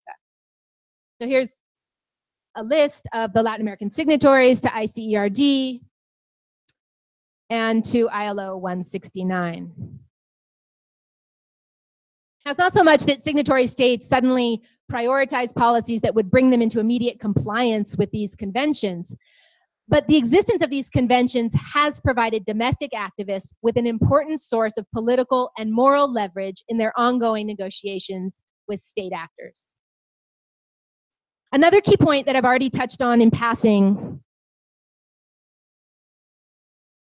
but that it's really important to underline, is that most multiculturalist policies in the region have come about through the combined effort of domestic and international activists and organizations. This is not a simple story of new norms and policies being imposed from the outside in and from the top down. In most contexts, these reforms have come essentially in two separate waves. They began with a focus on indigenous populations, and only later do we see an extension to Afro-descendant populations in particular countries. And the work of a current colleague of mine, Tiana Paschel, examines this issue in depth for the cases of Brazil and Colombia in her recent book, which is a really important contribution to this topic. So finally, analysts and activists agree that almost everywhere that multiculturalist reforms are on the books in the law, there remains a huge gap between what states have promised and the ongoing reality. And in many cases, it's clear that states lack either the adequate tools or strategies or the political will for bridging this gap in the near term. So building off this last point, I want to underscore that it's this gap between what states have promised and the slow pace, or in some places, complete absence of actual change on the ground that created the opening for international norms and organizations to become so heavily influential in the politics of census reform in Latin America. Okay, so rather than narrate a play-by-play story of how questions got added to the censuses of so many different countries, I'm just going to highlight instead the three most important forms of international influence on the recent wave of census reforms in Latin America. First, international nonprofit organizations, NGOs, and the existence of international conventions supported the efforts of domestic activists who pressed for reforms. This was especially important in two countries, Brazil and Colombia, where domestic activists were at the forefront of targeting national statistics agencies with demands for change. In both cases, activists had support from non-governmental international organizations, and in both cases, activists invoked the reporting requirements of ICERD, among other strategies, in making their case for reform. Colombian activists in particular went on to play a central role in orchestrating the dissemination of campaigns to reform censuses throughout the region. A second conduit of international organizations' influence on census reforms was direct logistical support and public advocacy for the introduction of new questions on Latin American censuses. So over the course of the 2000s, major international development organizations and lending institutions with ties to the region became vocal proponents of improved ethnic and racial data collection in Latin America. So here, for example, is a statement to this effect from a World Bank newsletter from 2001. They wrote, "The need to have more reliable demographic and socioeconomic data on all groups within Latin American and Caribbean society is important in order to design more effective investment operations and to provide development services to racial, ethnic, and other vulnerable groups. There is therefore an urgent need for better census and statistical data, not just to understand the scope of poverty, race, and ethnicity nexus, but also to design operations in collaboration with borrower countries that will alleviate poverty and bring an end to social discrimination and marginalization. This kind of rhetorical advocacy was coupled with material support for professional conferences that sought to eliminate both political and technical obstacles to ethno-racial data collection in particular countries. So for example, the Inter-American Development Bank and the World Bank co-sponsored a regional conference in 2000 called the Todos Contamos Conference, whose central aim was to identify strategies to promote the inclusion of ethnic and cultural diversity on the censuses of Latin America and the Caribbean. The conference was hosted by the Colombian Census Agency. Some of you may have participated or been there. The attendees included statistics agency personnel from across Latin America, and also representatives of indigenous and Afro-descendant NGOs from several countries. External observers give direct credit to this conference for spurring a number of countries to begin laying the groundwork for adding new questions to their national censuses in the next census round. 2 years later, the World Bank and the IDB funded a follow-up Todos Contamos II conference in Peru, and there were additional conferences coordinated by regional organizations in the years that followed. These efforts were publicly endorsed by hemispheric policy institutes based in DC, such as the Inter-American Dialogue, and by members of the Interagency Consultation on Race in Latin America. This is a coalition of international development organizations and banks that had committed to sharing information and plans to combat racial inequality in Latin America. So regional organizations like ECLAC and the Organization of Ibero-American States also got directly involved in efforts to promote, to persuade and advocate and lobby states to adopt census reforms. They coordinated follow-up working groups and conferences, including the important conference in Colombia in 2008 that produced the Cartagena Declaration, which was a statement signed by 7 Latin American governments committing them to numerous actions on behalf of Afro-descendant communities, including adding new questions to censuses and household surveys. International sponsorship of conferences to help with implementation of new surveys, of new censuses, continued in several countries, such as this conference that was held in Lima, Peru last fall, where Professor Urrea and I first met. He was at that conference. Hello. So finally, the pressure exerted by international organizations on Latin American governments via public advocacy and direct logistical support for improved ethno-racial data collection was bolstered significantly by a third mechanism of influence. International development agencies and multilateral lending banks increased states' need for ethno-racial statistics by introducing new organizational goals and evaluation procedures for development projects. So for example, at a 2003 meeting, delegates from the major international development agencies identified strategies to make sure that issues of race and ethnic inequality were included in the Millennium Development Goals. The idea of using Millennium Development Goals as benchmarks for measuring progress of ethnic and racial minorities across Latin America was embraced by the World Bank, the IDB, the UN development agencies, among others. But despite the fact that significant progress towards achieving the Millennium Development Goals is illusory in many countries of the region, the decision to include the reduction of ethno-racial inequality as an explicit goal institutionalized the demand for ethno-racial statistics in Latin American countries. International organizations redefined their objectives and operating practices in ways that effectively compelled Latin American statistics agencies to adopt new practices as well. So for example, the Inter-American Development Bank adopted new operational policies that explicitly required proposals for new projects to assess the disparate impacts on indigenous and Afro-descendant communities. They also want new projects to report on the disparate benefits for these populations. Now, importantly, these policies extend to loans given to fund general census operations in some Latin American countries. These loans then translated into direct pressure to include questions about ethnic or racial identification on national censuses.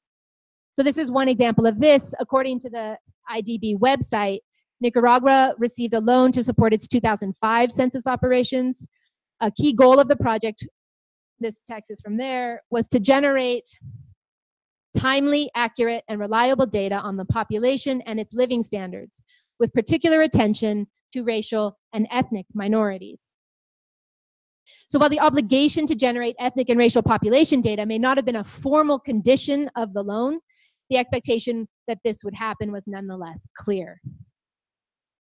Okay, so in sum, during the first decade of the 21st century, international development organizations and lending institutions made it a priority to persuade Latin American states to produce more and better ethnic and racial statistics. This priority was communicated directly to government agencies and indirectly via financial support for domestic groups that pressed for census reform. This priority was also communicated through public advocacy for improved ethnic and racial statistics, sponsorship of regional workshops and conferences on how to introduce new questions on Latin American censuses, and the adoption of new organizational practices and reporting requirements for development-related grants and loans. Having identified ethno-racial inequality as an enduring obstacle to development, international agencies sought to bolster Latin American states' will and capacity to produce official ethno-racial statistics in order to measure disparities and monitor change. The coordinated international and domestic efforts succeeded in ushering in a region-wide resurgence of official racial classification in Latin America. By the 2010 census round, nearly all Latin American statistics agencies had come on board with the agenda of collecting information about race or ethnicity on censuses. Some arrived at this position much more reluctantly than others, and there are still a couple holdouts. But once the transition to official ethnic or racial enumeration was made, government officials generally appeared to embrace and champion the change. In 21st century Latin America, taking account of ethno-racial diversity has become both a sign of legitimate modern nationhood and a means toward the continued pursuit of national progress. When we take a step back and place the region's recent reforms in a long-term historical perspective, it becomes evident that the explanation for official racial classification in censuses today is in key respects similar to the initial rise and the later decline of official racial classification in censuses over the course of the 19th and 20th centuries. Back then, just like now, Latin American states collected racial statistics and then later stopped doing so, in part to demonstrate modern nationhood and to promote national progress. Also back then, just like now, the domestic politics of nation-making and of national development unfolded within an international political field where Latin American states were not the dominant players.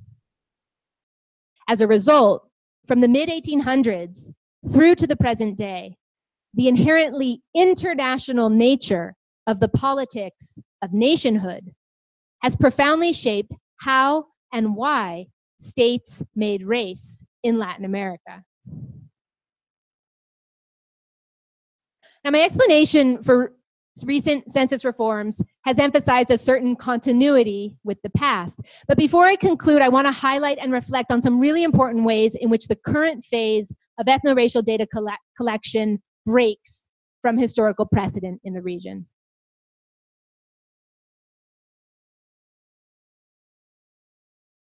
Right.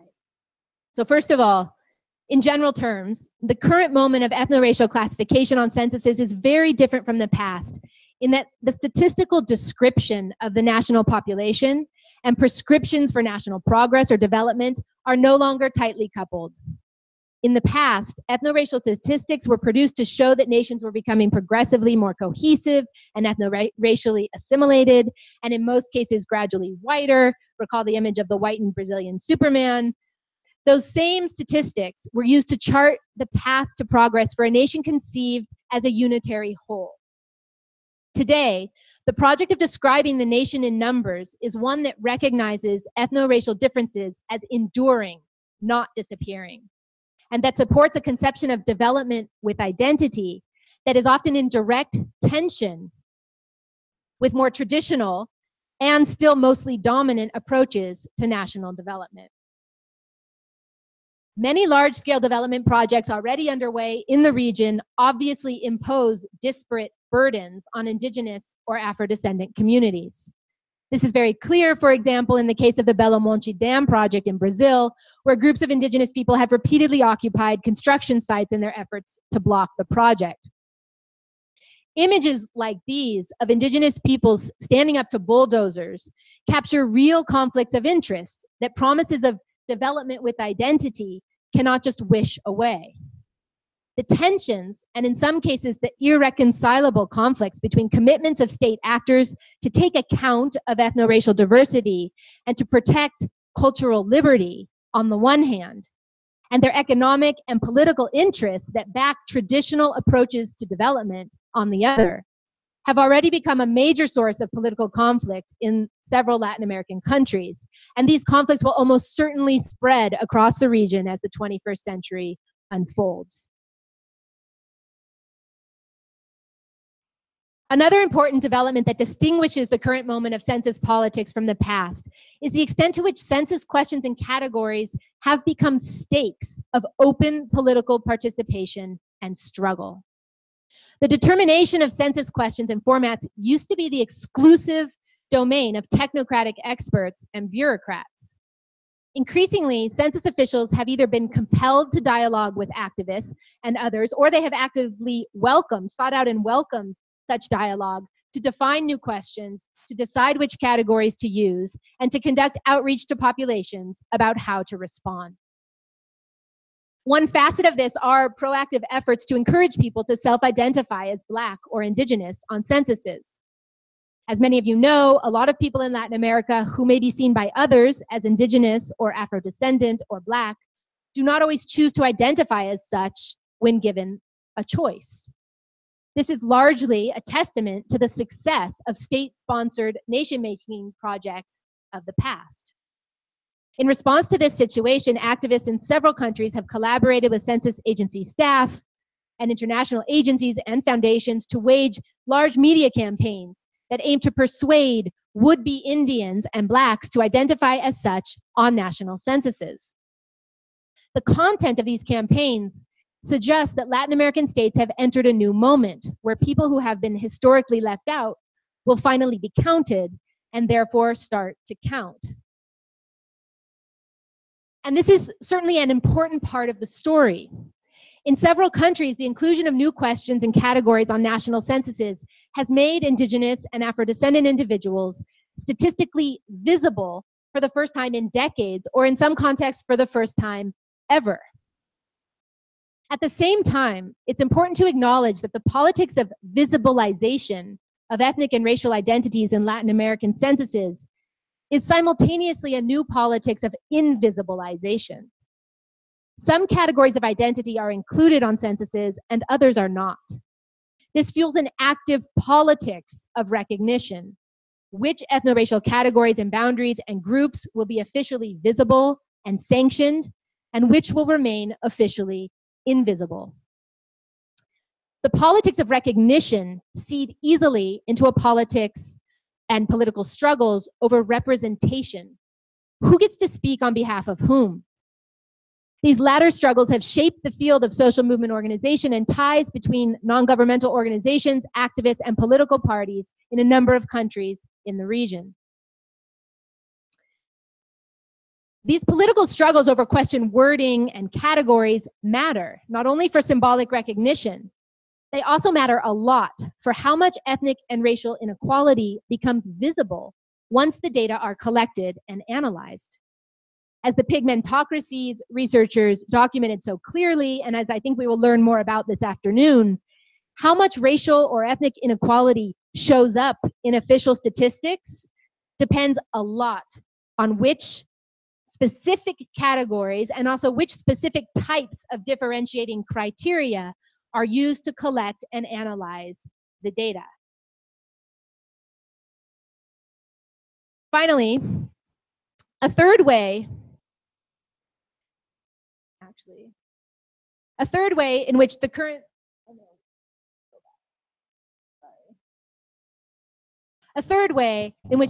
politics of ethno-racial classification in Latin American censuses is very different from the past is that the resulting data are being used to justify, to monitor, to assess, and to design social policies that tie individual ethno-racial classifications to specific benefits or opportunities.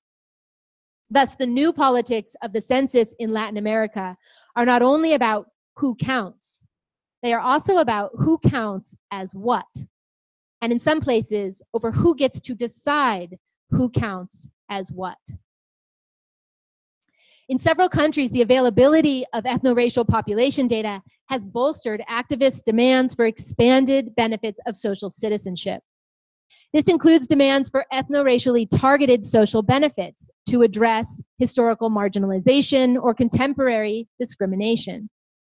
Affirmative action policies for ethno-racially defined groups are already in place in several Latin American countries.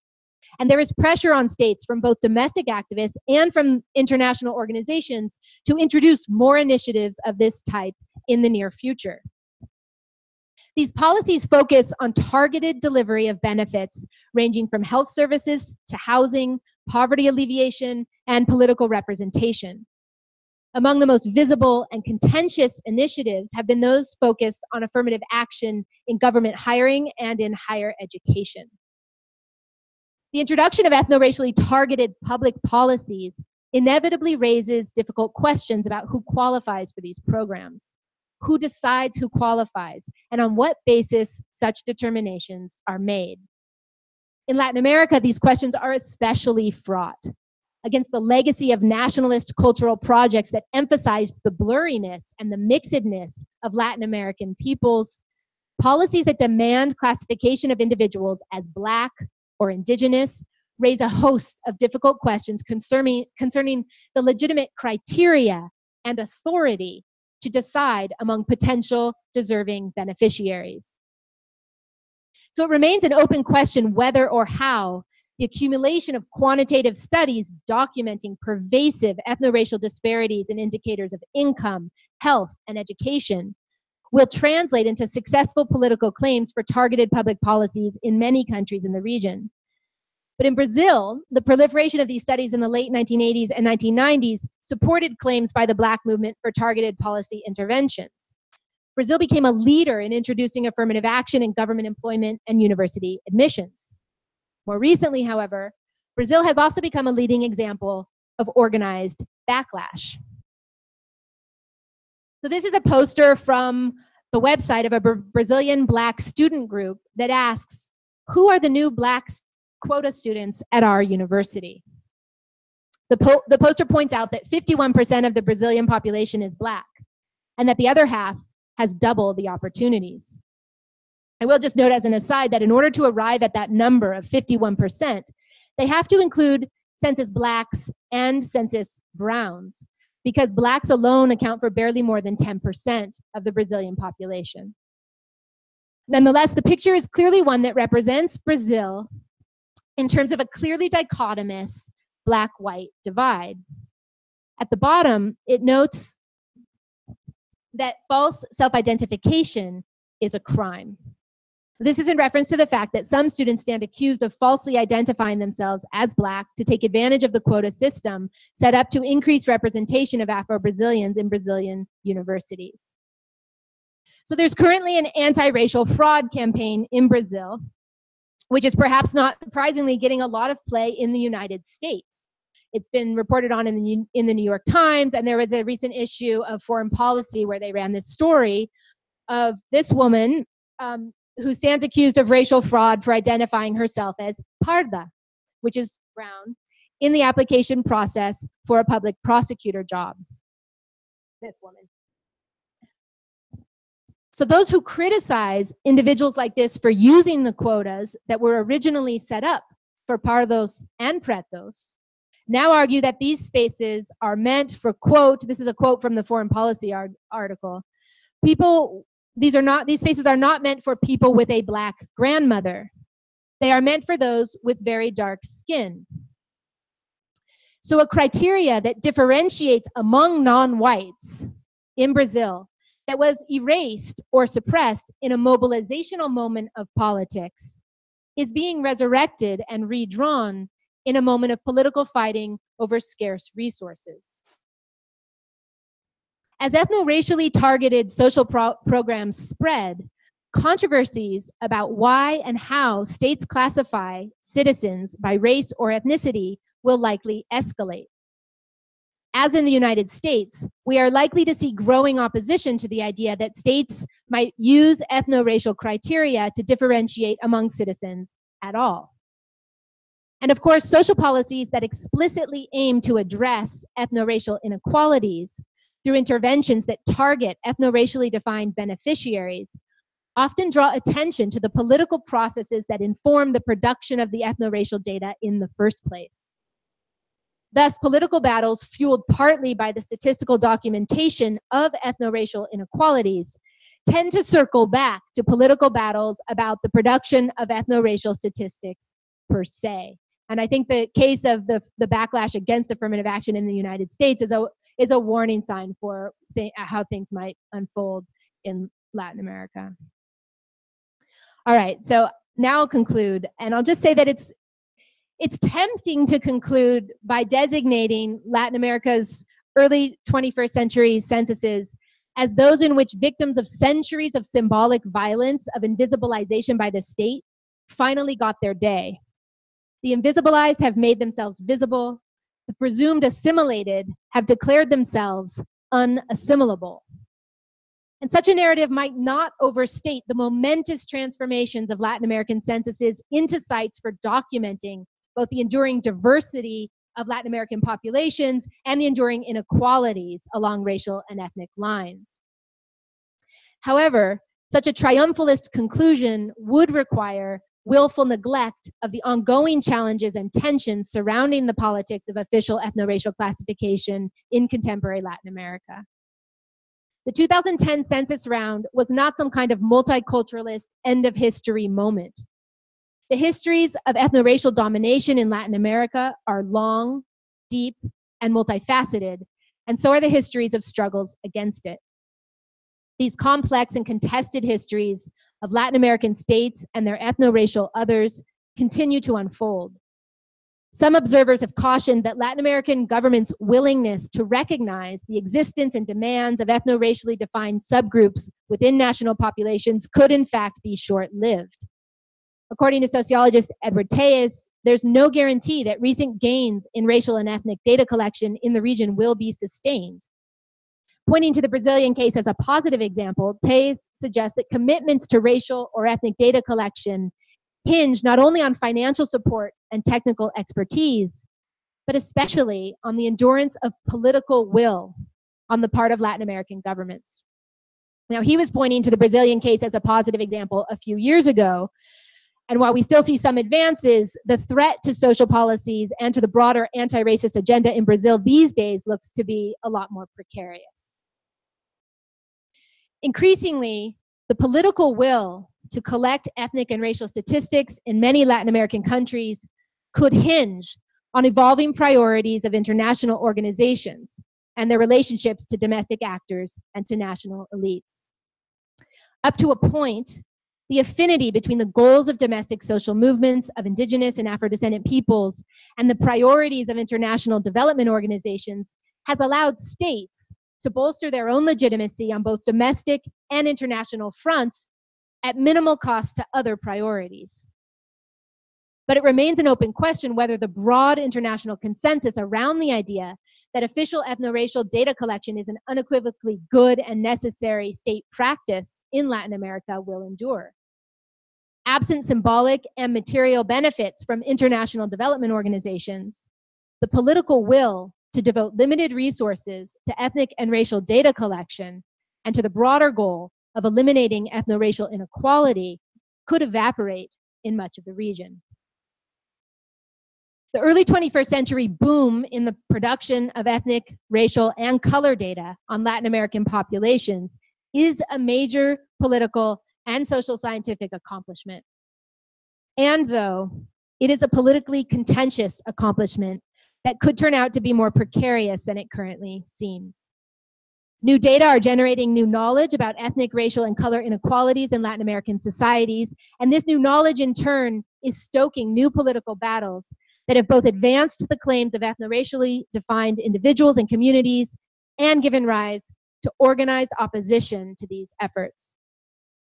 Thus, as social scientists analyze the wealth of new population data to advance understanding of the nexus among ethno-racial, color, and class inequalities in Latin America, we have to keep both the domestic and the international politics of the production of these data within our analytic frame. So thank you very much, and I welcome your questions and comments and conversation.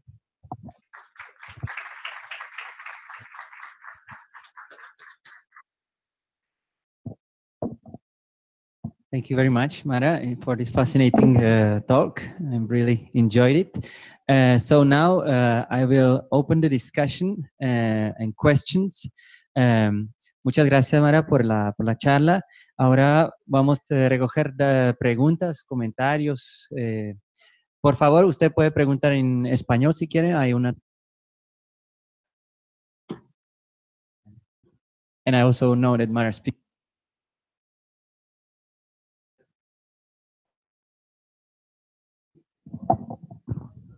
Who would like to start?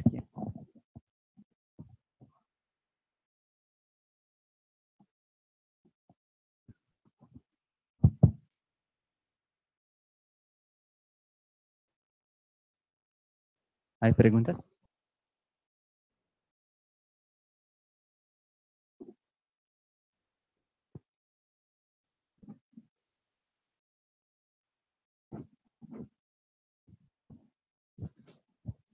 And if I can ask you to introduce yourself.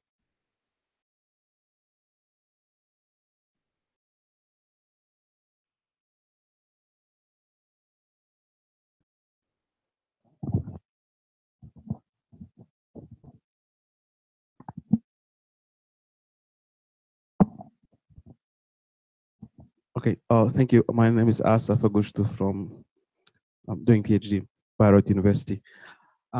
I have a couple of questions. The first question is, you mentioned about this pressure from international organizations to push the idea of censoring, sort of push the idea of racial statistics in order to sort of assess the social situation.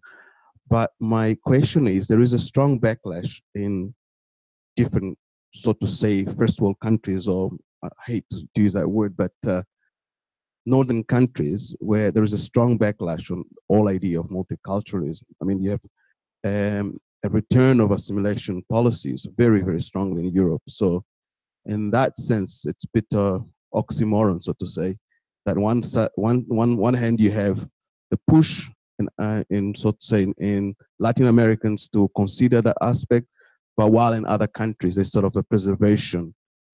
I mean, the second question is concerning the. I'm losing my train of thought, but I'll get there. So is the whole idea of classification. I think the historical aspect plays a significant role in deciding who is who. And there is also the class aspect. Obviously, in Brazil, if you have to say that you are black, definitely there is all kinds of social consequence. Even though once you are in Europe, you realize that there is no such a thing as pardo, so to say. So there are all these kinds of classifications that need to be a bit more explained, my understanding.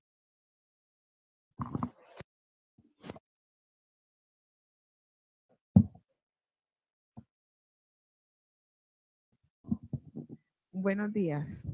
Mi consulta es frente al análisis que usted hizo de los censos poblacionales, lo sentí muy basado en una política multicultural.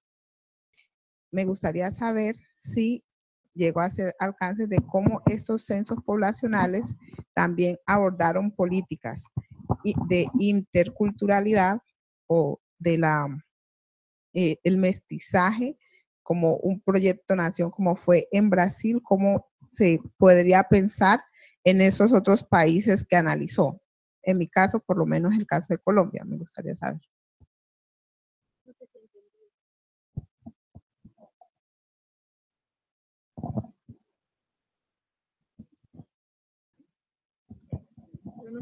Buenos días. Muy interesante, felicitaciones. Es como que una investigación muy bien hecha. Desde ese punto de vista, me gustaría saber qué relación tiene o qué concepto queda entre lo étnico y lo racial.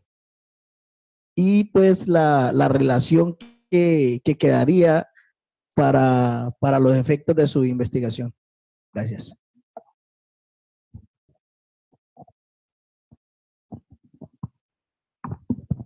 Thank you very much. Mara, Should I answer these first?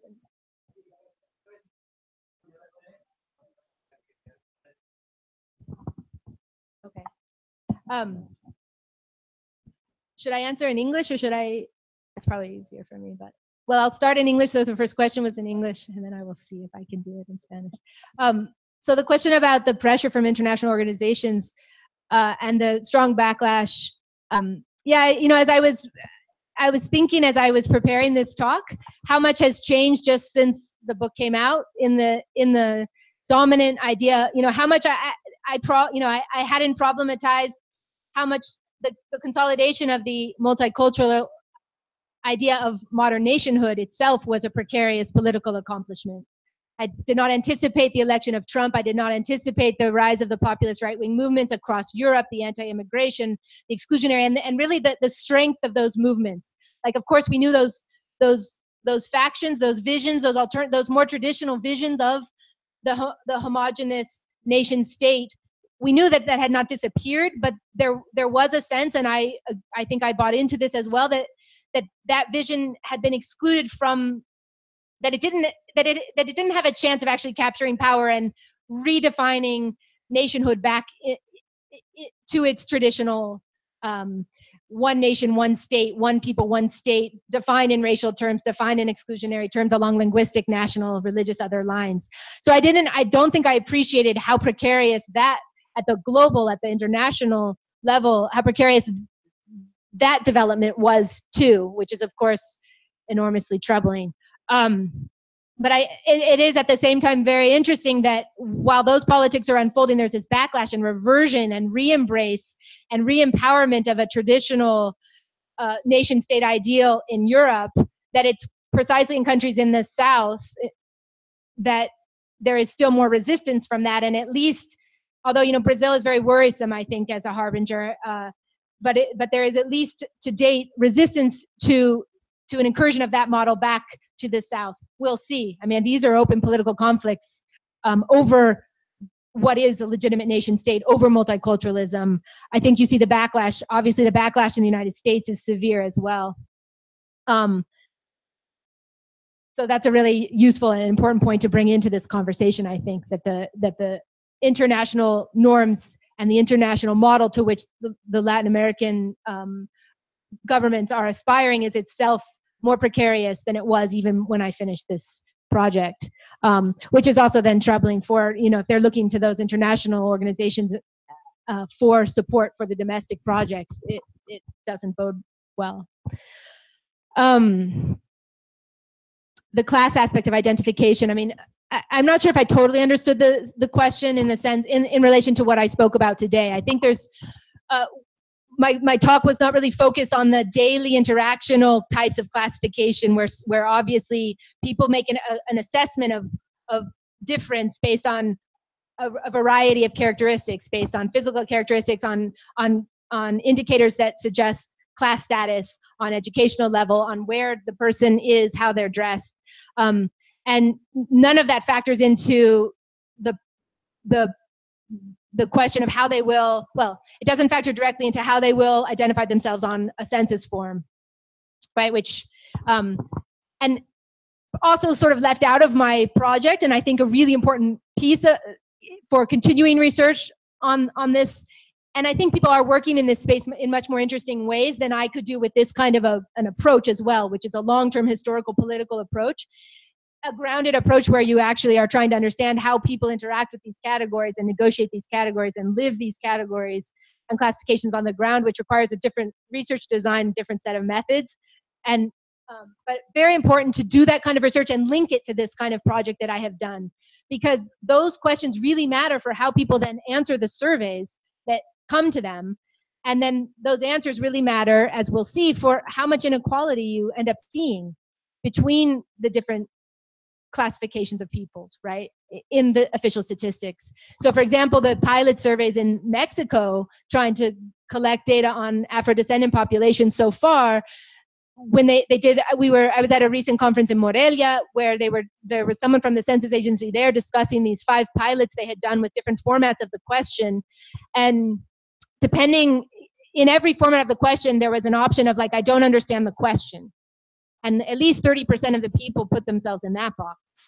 But then it also turned out that in the end, they ended up opting for one of the formats, and the data that have come back so far, the preliminary analysis, don't show any disparities.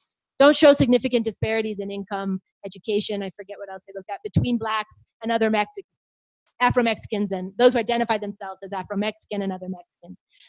They're not seeing a statistical disparity, which is surprising to those who have been pushing to collect these data. So something is happening in the interactions of how people see themselves, how they then report themselves on these forms, and who's actually being captured, who's actually being ending up in the different categories that then get analyzed as if they're statistical groups, right, for statistical analysis of racial inequalities. So it's really important to have a fine-grained understanding of people's self-understandings and how they classify in order to know how that's going to feed into the data that we collect and the analyses that we do. So it's very important to bring that into the conversation. I'm not sure I totally understood, no sé si entendí bien la pregunta de la señora, era sobre el contraste entre interculturalidad, interculturalismo y multiculturalismo, algo así, no sé si entendí bien.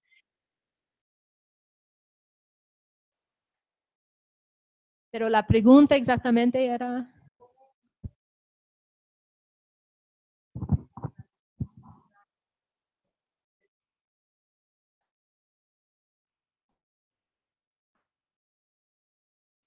So, el concepto de interculturalidad no está presente en mi investigación, la verdad. Y no está presente muy bien en los censos, en este sitio institucional. No es un concepto que tiene mucho resonancia o mucho practicalidad también para los estadísticos, para los demógrafos. No es un concepto que entra mucho en la demografía y también en la sociología de disparidades raciales y étnicos, de análisis estadístico, ¿no? Entonces no entra mucho. Lo que sí entra es toda la pregunta de qué hacer con los mestizos en las estadísticas. Y una de las cosas de debate muy fuerte en muchos países es si tener o no tener una categoría para mestizos.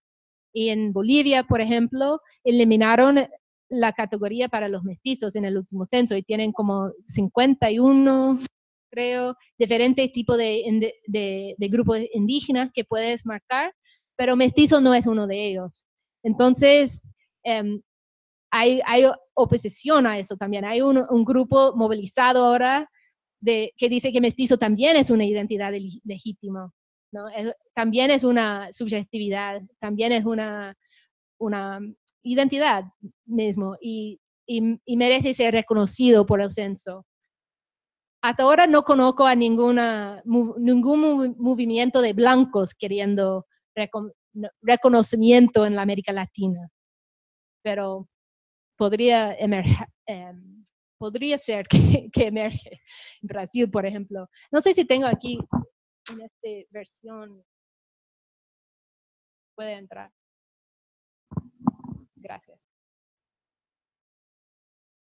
A ver si lo tengo. ¿Se entiende el español?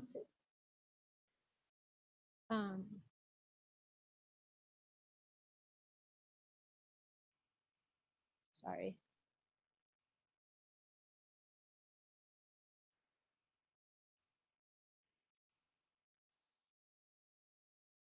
aquí.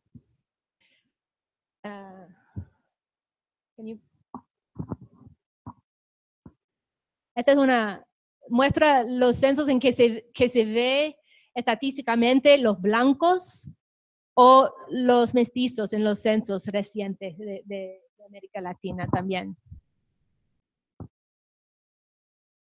Solo para ver. Y hay mucha controversia sobre eso, porque si elimina la categoría intermedia, tiene diferentes efectos en los análisis de desigualdad y desigualdad también. Como por ejemplo en Brasil, si elimina la categoría parda, después la gente tiene que escoger entre blanco o negro. Hicimos una simulación con una encuesta de cómo la población escogería las categorías, no sé si se entiende, but we did like a simulation y aprendimos que en ese escenario, si el censo en Brasil eliminated la categoría parda, entonces la desigualdad racial disminuye estadísticamente, porque muchos de los pardos van para blanco. Pero bueno, entonces importa mucho cuál, no sé, en algunos países si tienes la categoría intermedia, entonces las desigualdades se ven mejor. En otros países tal vez que no. Pero importa mucho cuántas desigualdades vas a ver con las análisis estadísticas, cuáles categorías están en la encuesta. Disculpe. Bueno. Lo étnico y lo racial y la relación es una pregunta también muy importante, muy buena.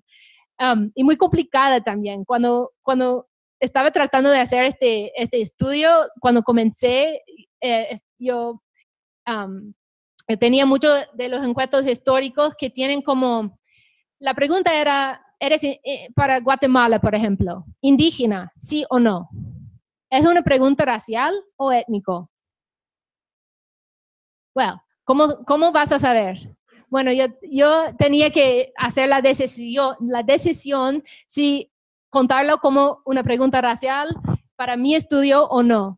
Entonces, ¿cómo decidí? Yo decidí incluirlo en ese caso como una pregunta racial. ¿Y cómo decidí eso? Fue leer todo el reportaje, todos los documentos de los oficiales de la agencia censal, de cómo ellos entendieron lo que estaban preguntando a la población con esa pregunta y de cómo ellos describieron los resultados de esa encuesta. Y usaban lenguaje racial para describir la distinción entre los indígenas y los blancos en Guatemala en ese periodo, en esa época. O sea, lo que estoy diciendo con ese ejemplo es, yo no creo que hay una respuesta universal, teórico, a la pregunta ¿qué es racial y qué es étnico? Es una pregunta histórica que depende de qué se entiende la gente de la sociedad en ese momento, en ese lugar y en esa política. Y también es una pregunta política en muchos lugares. Entonces, como analista, como como socióloga, yo creo, yo practico, yo analizo los datos, los documentos históricos con esa lente de, ¿es una categoría racial? Bueno, depende si la gente en esa época pensaba que era una categoría racial. No sé si es muy satisfying, pero es como, yo escucho esa pregunta como una pregunta histórica, es una pregunta empírica, no una pregunta teórica. Podemos conversar más sobre eso si quieren.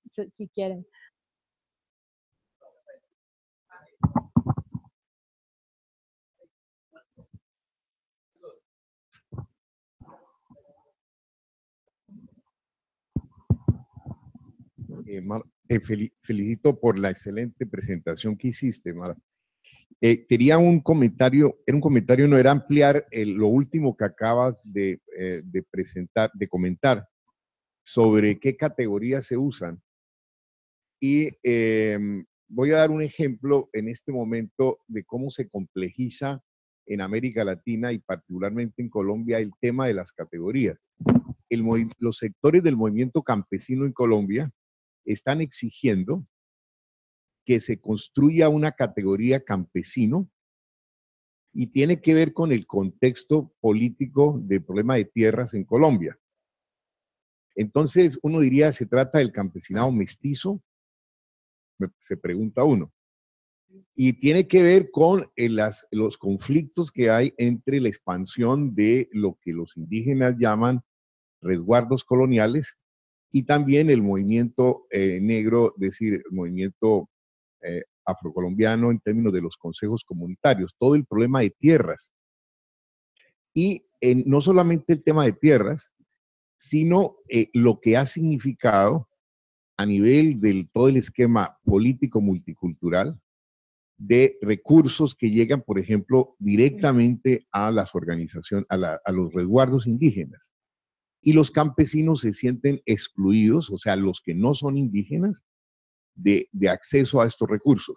Entonces, quiero colocar esto porque es un debate muy interesante. ¿Cómo aparece hoy día en Colombia un cuestionamiento, es decir, que los campesinos quieran asimilarse como sujeto étnico frente a los indígenas y a los afrodescendientes? Bueno, ese es un punto. El otro, el tema no solamente de los mestizos, sino lo blanco. La categoría blanca, la CEPAL, el Centro Latinoamericano de Demografía, no, por ejemplo, Fabiana del Popolo, que Mara sabe quién es. Fabiana del Popolo es una de las expertas más importantes en la región, que ha sido la asesora de los Institutos Nacionales de Estadística. Por ejemplo, Fabiana no está de acuerdo en que se introduzca la categoría blanco y tampoco mestizo. Porque según ese punto de vista, lo que interesa en los censos no es que aparezcan blancos o mestizos, sino que sean visibles los afrodescendientes y los indígenas. Entonces, esto tiene muchas implicaciones. Y, por ejemplo, hay líneas de los censos que solamente enfatizan eso. Filtran en las preguntas a quiénes son afrodescendientes y quiénes son indígenas. U otros grupos, en el caso colombiano, los rom, por ejemplo. O si los campesinos logran imponer esto, serían los campesinos, ¿no?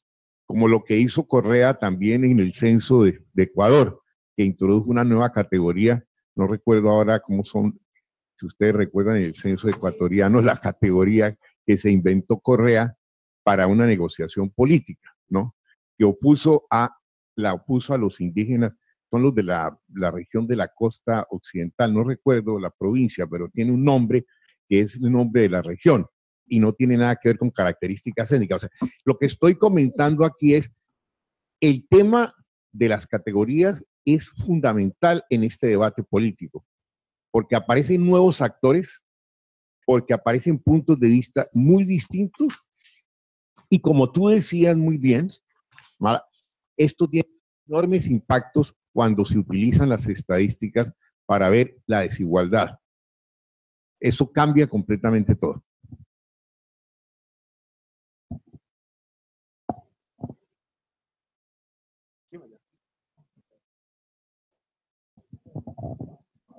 Okay, thank you, Mara, for a very interesting talk. See, as you mentioned the case of Bolivia, I have something to share and a question too. Like it was a 2001 census which first excluded the category of the mestizo. And once I happened to talk to a student who was once taught by a minister of the interior in the government of Hugo Banzer, and it was a very strange thing because Hugo Banzer was one of the presidents who had an agenda very much against the indigenous movements, and his government was involved in major confrontations with indigenous movements. So why would he exclude the category of the mestizo to increase the percentage of indigenous people? And my student told that his professor, who was a minister of interior in the Banzer administration, told him that they purposely wanted to increase the percentage of the indigenous in the population so that more NGOs would come in and spend money in the country, and that dovetailed well with the neoliberal policy of the withdrawal of the state. So I found that very interesting. So do you think this could be an isolated case, or do you find wider resonances in the rest of the continent?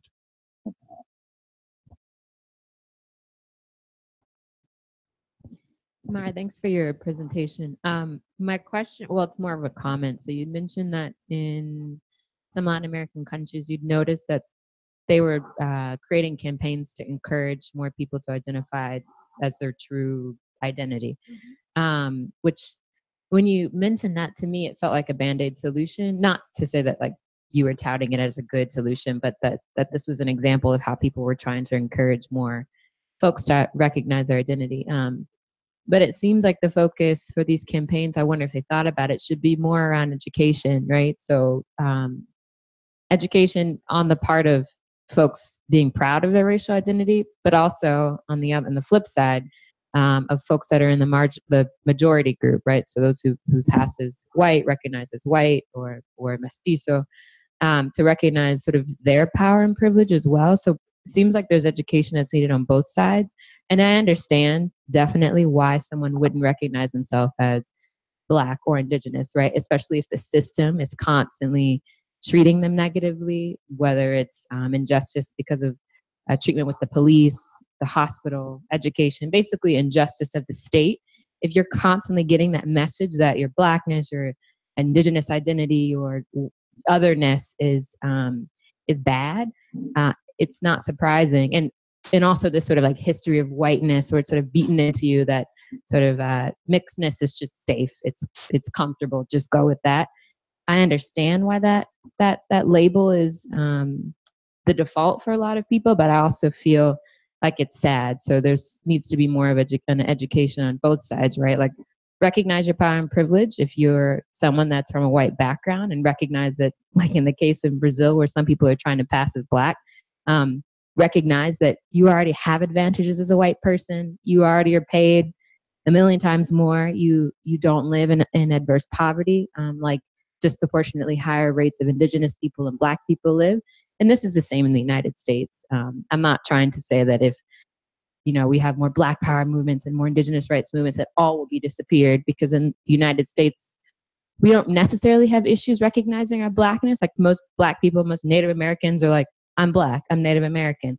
But we still have a lot of problems. Our police are killing Black people at exorbitant rates. Healthcare, education disparities are a major problem among Blacks and Indigenous groups. So I'm not saying that, it's a solution, but I do think that it's a good first step. And I wonder if in some of the campaigns that you research, if you saw them trying to increase people's confidence in identifying with Indigenous or Black, in terms of their pride, as opposed to just, pick Black because you're Black, or pick Indigenous because you're Indigenous, something a little bit more deeper than that. Many thanks.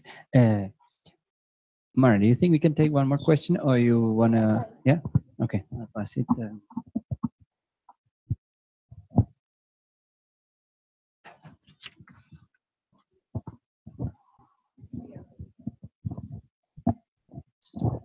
Buenos días. Gracias por tu presentación. A mí me gustaría hacer un comentario también.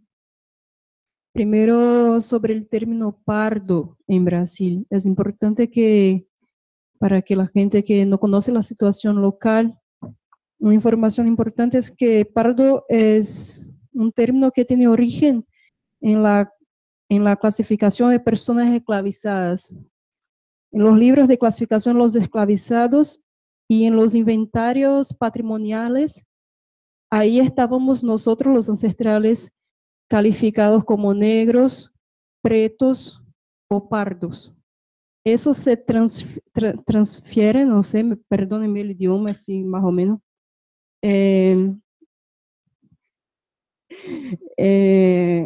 Se transfiere a los censos, ¿no? Y en Brasil eso es efectivo, o sea, el lugar del mestizaje para los negros está especificado, porque nosotros no tenemos derecho en Brasil a sermos mestizos. Un blanco, por ejemplo, sobre también las cuestiones que pusiste sobre las fraudes, el problema de los blancos que se pone ahí en las políticas públicas destinadas a población negra. Los blancos por ahí suelen decir en Brasil en algún momento que tuve un abuelo negro, entonces también puedo ser negro yo. Mi madre es blanca. Entonces imagínense ustedes si yo me pongo acá como una persona blanca. Yo no tengo el espacio, no tengo el derecho de elegir. Entonces hay una problemática muy grande alrededor de esta cuestión. O sea, el derecho a la mestizaje es un privilegio en Brasil ser mestizo, porque tenemos la cuestión también de la pasabilidad, ¿no? Que es un término que sirve para explicar las consecuencias del colorismo. En Brasil, cuanto más oscura tu piel, cuanto más crespo tu pelo, más negro puede ser y más racismo sufrís. Eso es una consecuencia directa del proceso de blanqueamiento de la población. Entonces, si yo soy una negra de pelo lacio, yo paso más, yo tengo más acceso, pero tampoco es que tengo acceso a lo que los blancos pueden tener y a lo que los mestizos pueden tener. Porque por ahí los blancos dicen, entonces soy mestizo si no puedo ser negro. Igual, toda la problemática ahí pasa por la cuestión de los privilegios. Y también sobre la visibilidad, quería hacer un comentario. Institucionalmente se acepta el mapeamiento de las poblaciones subalternas, los negros, los indígenas y todos esos agrupamientos. Pero nosotros somos visibles para existir y tornarnos otra vez blancos, porque sigue un proceso de exterminio de la población negra, sino por las manos de la policía, porque a cada 20 minutos en Brasil un joven negro es asesinado. Las casas manicomiales están llenas de gente negra también. Los presidios, si no es por ese lado, el exterminio es el mentecidio de que nos enseñaba Abdias do Nascimento. O sea, las instituciones están ahí para enseñarnos a pensarnos otra vez como subalternos. Entonces, no sé hasta qué punto las políticas de visibilidad nos tornan visibles para cambiar la posición de subalternidad donde estamos. Sería eso.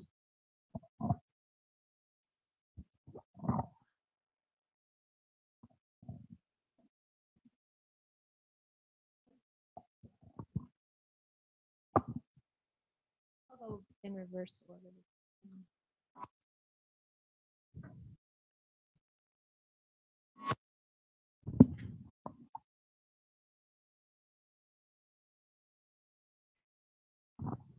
I'm going to go in reverse order this time. So I'll speak first about the question of the pardos. The first time that the pardo category was used in the Brazilian census, it wasn't actually a category on the census. It was reported as the statistics are reported as pardo, but in fact it was a trash can category. It was a category where anyone who didn't give an answer to the other categories got thrown in, and then the Census Bureau, the state, chose the category pardo to say this is everyone else. So it was a none of the above, anything else category. It was people who wouldn't choose the other categories, which I thought was very interesting, because then after that it becomes, over the next few decades, a category of that people actually do affirm as an identity on the census. It's no longer just a default category that the census bureaucrats were using to describe all the other terms, because in Brazil, of course, there's a very rich terminology of race and color difference, right, that people were actually using to talk to the census taker about what their identity was or what their classification was.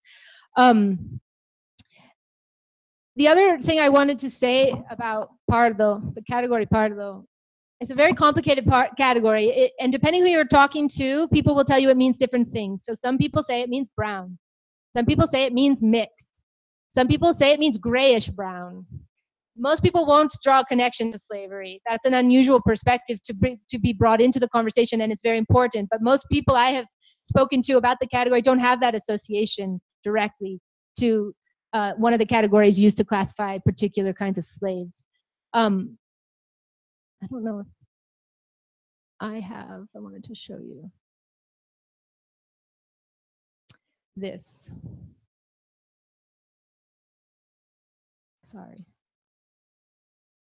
No. How did I get all the way down there? That's okay. I wanted to show you some analysis we did with it, where you look at the Brazilian population when people do and don't have the option of identifying as Pardo.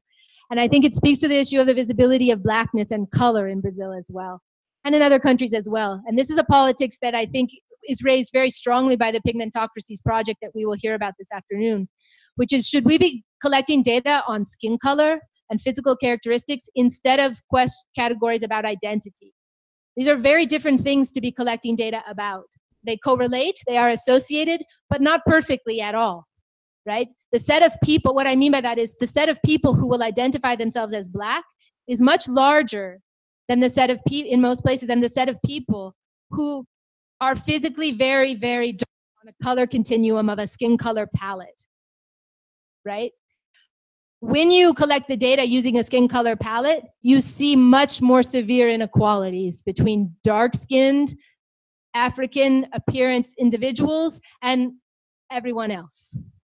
It's much more visible. And I think this would be true in terms of targeting by the police.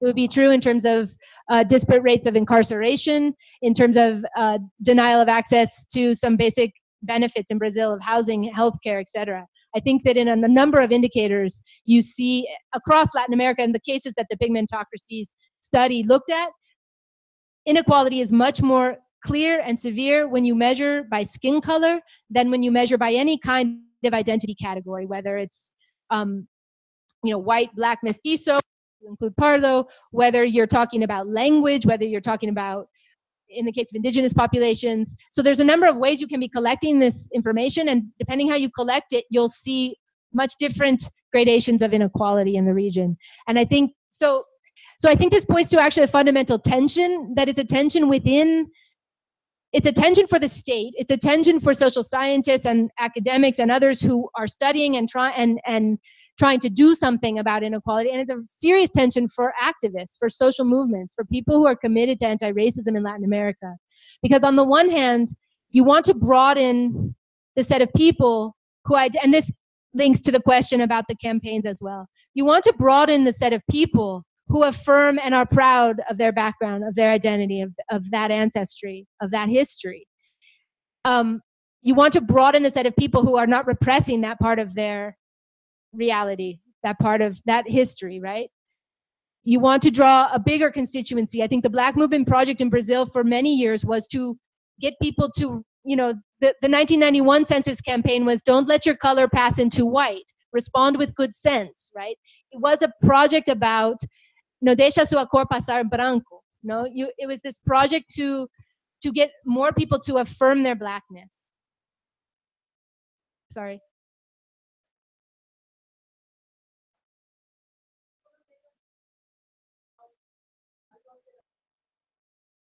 That it's still an identity to aspire to. No sé si es una identidad así aspiracional. No estoy entendiendo bien.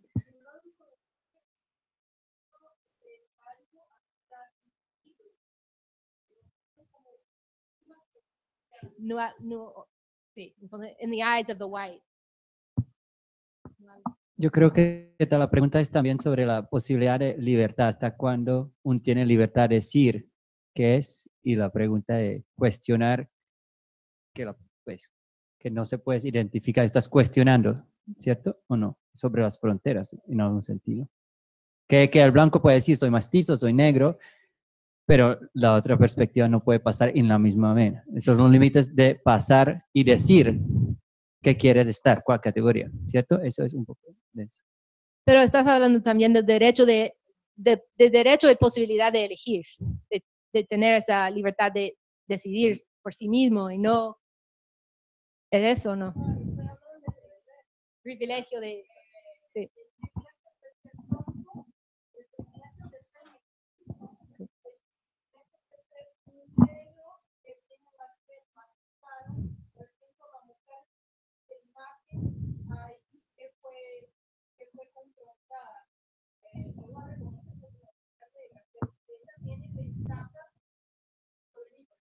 Mm. Claro.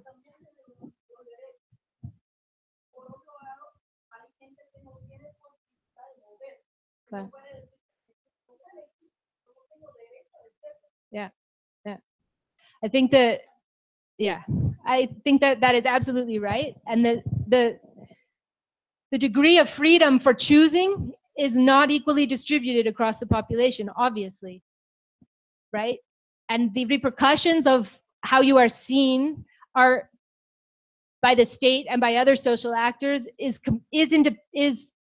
completely independent of how you would choose to identify on the census. These are different. The actual social experience of living being Black in Brazil is not affected by what you put on the census form. You can't. It's an inescapable Blackness in many domains. In your encounters with the police, in your encounters with the shopkeeper, in your encounters with the person at the mall who says you don't belong here, you have to go. In your encounter with not being able to go in to use the public restroom at the nice hotel. In all of these ways, right? In your ability to move in the space. But I guess what I was trying. So I want to come back. I don't want to drop that. I think it's important to have that spoken in the room, and though I also wanted to raise that there's this tension between, I think for social movements in the region, there's this real tension between trying to build and broaden the constituency of people who self-identify as Black, to include that woman in the goals and the educational project, the campaign of outreach, which is, these campaigns were not just about marking the census. I mean, they had an aspect that was, we're going to teach you how to respond to the census, but they were broader campaigns about learning to be proud and learning history, and they were part of a lot of broader activists, especially focused in the universities, but then outreach into the communities as well, and back and forth, because people are coming from the communities and then going back. So they were part of broader campaigns of the language was sometimes used of consciousness raising. There's some problematic aspects of that in terms of what it implies about people's false consciousness to begin with, but it does there is a certain consciousness raising or trying to help people be proud of and embrace their history. That was, so they were deeper, and they were educational campaigns as well. And then the census was one part of much broader politics and projects of Blackness and Indigenousness in each country. The census is like one of the things, right, that they were working on, but it wasn't like that was all they were working on. They're part of these broader politics. They're working on police violence. They're working on, hunger they're working on a number of issues that disproportionately affect people of African descent or indigenous descent in different countries. And then the census becomes one of the things that, though, gets a lot of attention, and it gets a lot of international resources and help and advocacy. And that's part of the story I'm telling. It's like, of all the afflictions and struggles and priorities that the movements have, which ones do the international organizations fasten onto, right, is also an important part of the story in terms of which priorities get elevated and get financed. And it wasn't only the census either. The development agencies are also concerned with other issues. But I think it is important that to recognize how the international political concerns shape which parts of the domestic social movement agendas get the resources to move forward with their agenda, right, and which are left with fewer resources, organizational, technical, and political, and otherwise. But I want to say that there is this tension between the politics of recognition, which moves towards broadening the base of people who identify as indigenous or who identify as Black. The goal of the Black movement for a long time in Brazil was to get Brazilians to stop passing as white, or lighter-skinned Blacks to stop passing as pardo, and to say, be what you are. And if people would identify as what they are, the country would be majority Black. And so you get these alternative demographic pictures of Brazil as a majority white or a majority Black country, depending on which categories are allowed, and also whether people pass or not. This is a politics of mobilization. It's a politics of constituency building. It's a politics of recognition of Blackness in Brazil. Brazil's a Black country, majority country, right? But then in this moment when there's a tension between the categories that are most useful and the frameworks that are most useful for that mobilizational moment in politics, and the categories that become operative when you move to a politics of distribution and a politics of fighting inequality. And that's because if you have the broadest possible definition of Blackness in Brazil, so for the for the purposes of making claims that Brazil is demographically a majority Black country, you include as many people who are parda as, and even, the design of the social policies in Brazil, in order to get through the political process, had to include parda as well. And the categories on the quotas is, are you preto or pardo? And both, they didn't, there were fights over, can we have one category, negro, which would be both, but would probably lead the lightest skinned pardos to not identify as negro. But the parties that won out in those political debates in most contexts was that the quota system itself, students have to identify as preto or pardo in most places. And so there is explicitly a category for pardos to use to enter into the quota system, right? If you had used a different category, that might have been mitigated to some extent. And that's partly because that's the politics of compromise in a mobilizational moment. And you're fighting on behalf of, if you're making the claim that you're fighting on behalf of a bigger constituency, you have more political pressure to be able to get the policies implemented at all, which were huge. I mean, it was just astounding to longtime observers of Brazil that these policies were passed and now being implemented, right? It really it really shook things up in a place where it's not easy to shake things up. And so there was this moment of compromise, though, in using those two categories in the quota system. And then, though, you start to see, well, in the moment of the politics of distribution and in the politics of also measuring inequality, having the pardo there becomes a problem. And it becomes a problem partly because those who have privilege and don't recognize it say, well, yeah, I have a Black grandmother, so this means me.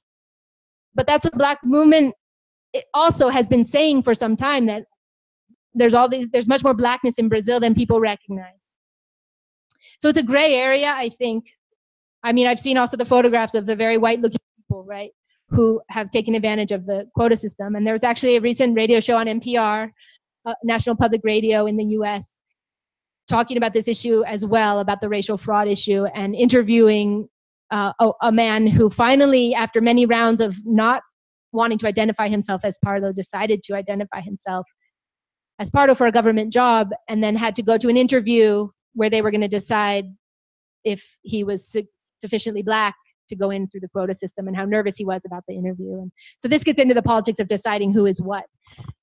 But so the tension is that in this distributional moment, when you have scarce resources that people are fighting over, you start to see divisions within the Black movement, within the definition of Blackness, that in a different moment was the politics was to draw the boundaries as broadly as possible and to include as many people as possible in that project. And now there are these pressures to change the boundaries of Blackness in Brazil from within the Black movement that in some ways are aligned with the reactionary response to affirmative action in Brazil. So this is from an American observer's perspective.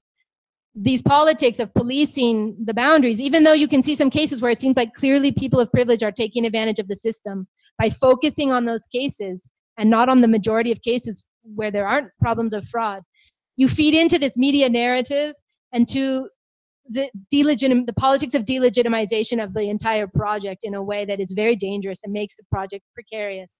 That's how I see it from the US, watching how affirmative action was dismantled in the United States. And so these politics of recognition and the politics of distribution, I think, are in tension in a very direct way in these countries and how these things are playing out. Sorry, that's kind of a long answer. I've been thinking a lot about this issue. I was going to show you, that's all right. I was just going to show you how much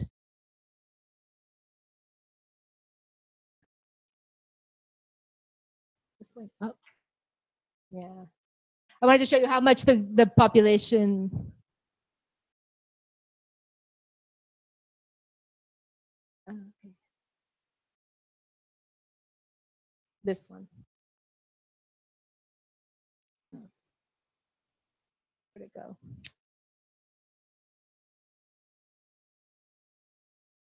Where'd it go? I wanted to get sorry. I just want to show you how much the demographic composition of the population changes depending on which categories end up in the census. But there's one with several pie graphs. Is that, yeah. Okay. Sorry. Colorism. So the part of this is also the intersection of colorism with racial and ethnic identification. And this also goes right back to that tension between, if you want a politics, the politics of recognition leads us to focus on the categories that people identify with, the categories of community, the categories of subjectivity. If you want a politics of redistribution that is actually going to target the portion of the population that is most discriminated against, most marginalized, most disenfranchised, most excluded from the benefits of citizenship, then you want a different measure, because color is a much more severe stratifying dimension in Latin American societies than any of the subjective identity categories that are currently in use. And this raises a tension too, because the politics of color and it is also a complicated politics that cuts through communities, cuts through families. It cuts through movements, social movements that have been working on behalf of marginalized populations and ethno-racial politics in the region. So I think it's a very complicated issue. You know, my standard, when people ask me, well, should we collect color data or should we collect identity data at this point? My answer is we should be collecting both. And we should not be trying to use one kind of data to address all of these different issues, because one kind of data is about the politics of visibility and recognition, and another kind of data is about trying to actually address structural inequalities, the inequalities that result from structural racism, basically, in these societies. And I think that one kind of data, color data, does a much better job of giving us the information we need to defend policies to fight structural racism. Identity data, though, gives us very important information and about people's sense of belonging and their sense of community. And it's more in line with the politics of movement building that are so important to having any kind of organized political pressure on local, state, or national governments to do anything about structural racism politically in practice. If that makes sense. So these projects are tied together. The politics of recognition and the politics of distribution are tied very closely together, but they can be in tension and undermine each other if we don't think very carefully about how we move them forward together. And especially, I think these things come right out in the politics over the census categories. That actually leads to the issue of, you know, adding a category of campesino onto the Colombian census. And the category that, I don't think I have it here, but the category of compromise in the Ecuadorian case as well. When we create a politics where the only way to make claims on the state is by being recognized as an ethnic or racial group, right? That also leads to this. I would like to learn more about what kind of support the campesinos are getting, and who is allying with them politically in terms of the politics, the partisan system in Colombia. But it leads to also a precarious politics, a contentious politics, where you're pitting basically different kinds of disenfranchised groups against each other. In a moment where they really, ideally, we would have a kind of politics that is forging coalitions. And so I think that we need a politics that is forging coalitions among these groups in order to fend off the reaction that is coming, that has come to Europe and to the United States, and that has come to Brazil and threatens in a number of other countries in this region. And so I think that it's really important right now to be thinking about a politics of coalitions where it doesn't become about defending, fighting over who is ethnic and who is racial and who is not, in order to get basic claims recognized by the state. Now, of course, I say that, and then in some contexts, these are zero-sum conflicts because it's the same people fighting over the same land. And so it's not like there's a simple solution to that. But still, in general, I think that a coalitional politics is what's called for in the current moment, that is not just a racial, ethnic politics within the frame of official multiculturalism. What did I miss from this round?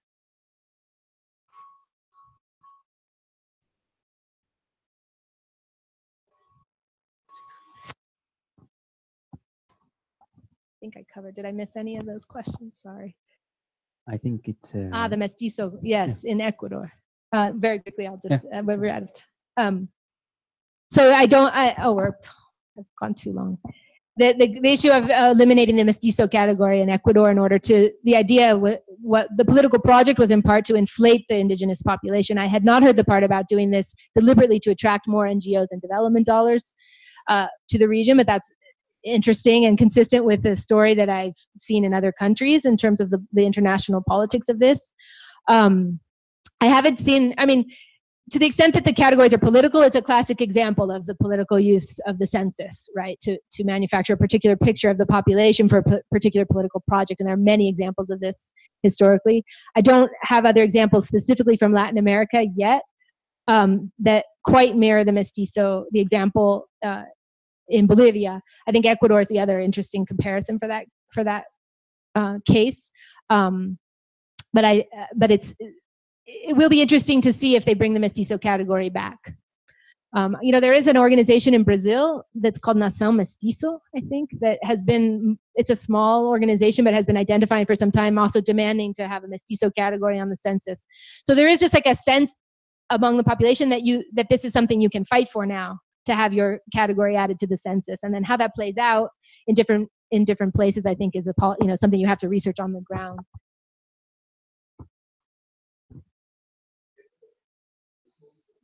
Montubio, sí, Montubio. That's right. Montubio. I remember now because when I saw that I had to look it up because I had never heard that term before. And yeah, Montubio, which also encompasses the campesino rural. Yeah. Thank you. Okay. Thanks very much for all the questions and for the answers and discussion. I just have two small announcements before we go for lunch. First is the afternoon session starts at 2. Las sesiones por la tarde, las mesas temáticas arrancan a las 2 por la tarde y están distribuidas en 3 diferentes salones, ¿sí? El programa está afuera, pues todos los que están registrados, pues ojalá tienen este programa ya. Los que quieren venir, sean bienvenidos. All of you who want to come, they are more than welcome. La idea, porque no es tan distribuido públicamente, era para tener espacio un poco más chiquitos, más íntimos, para discusión más como de los proyectos de investigaciones que están haciendo estudiantes, investigadores postdoctorales, entonces digamos más junior. Por eso pues no era como tan publicitario, pero claro que todos están invitados, ¿sí? All of you are invited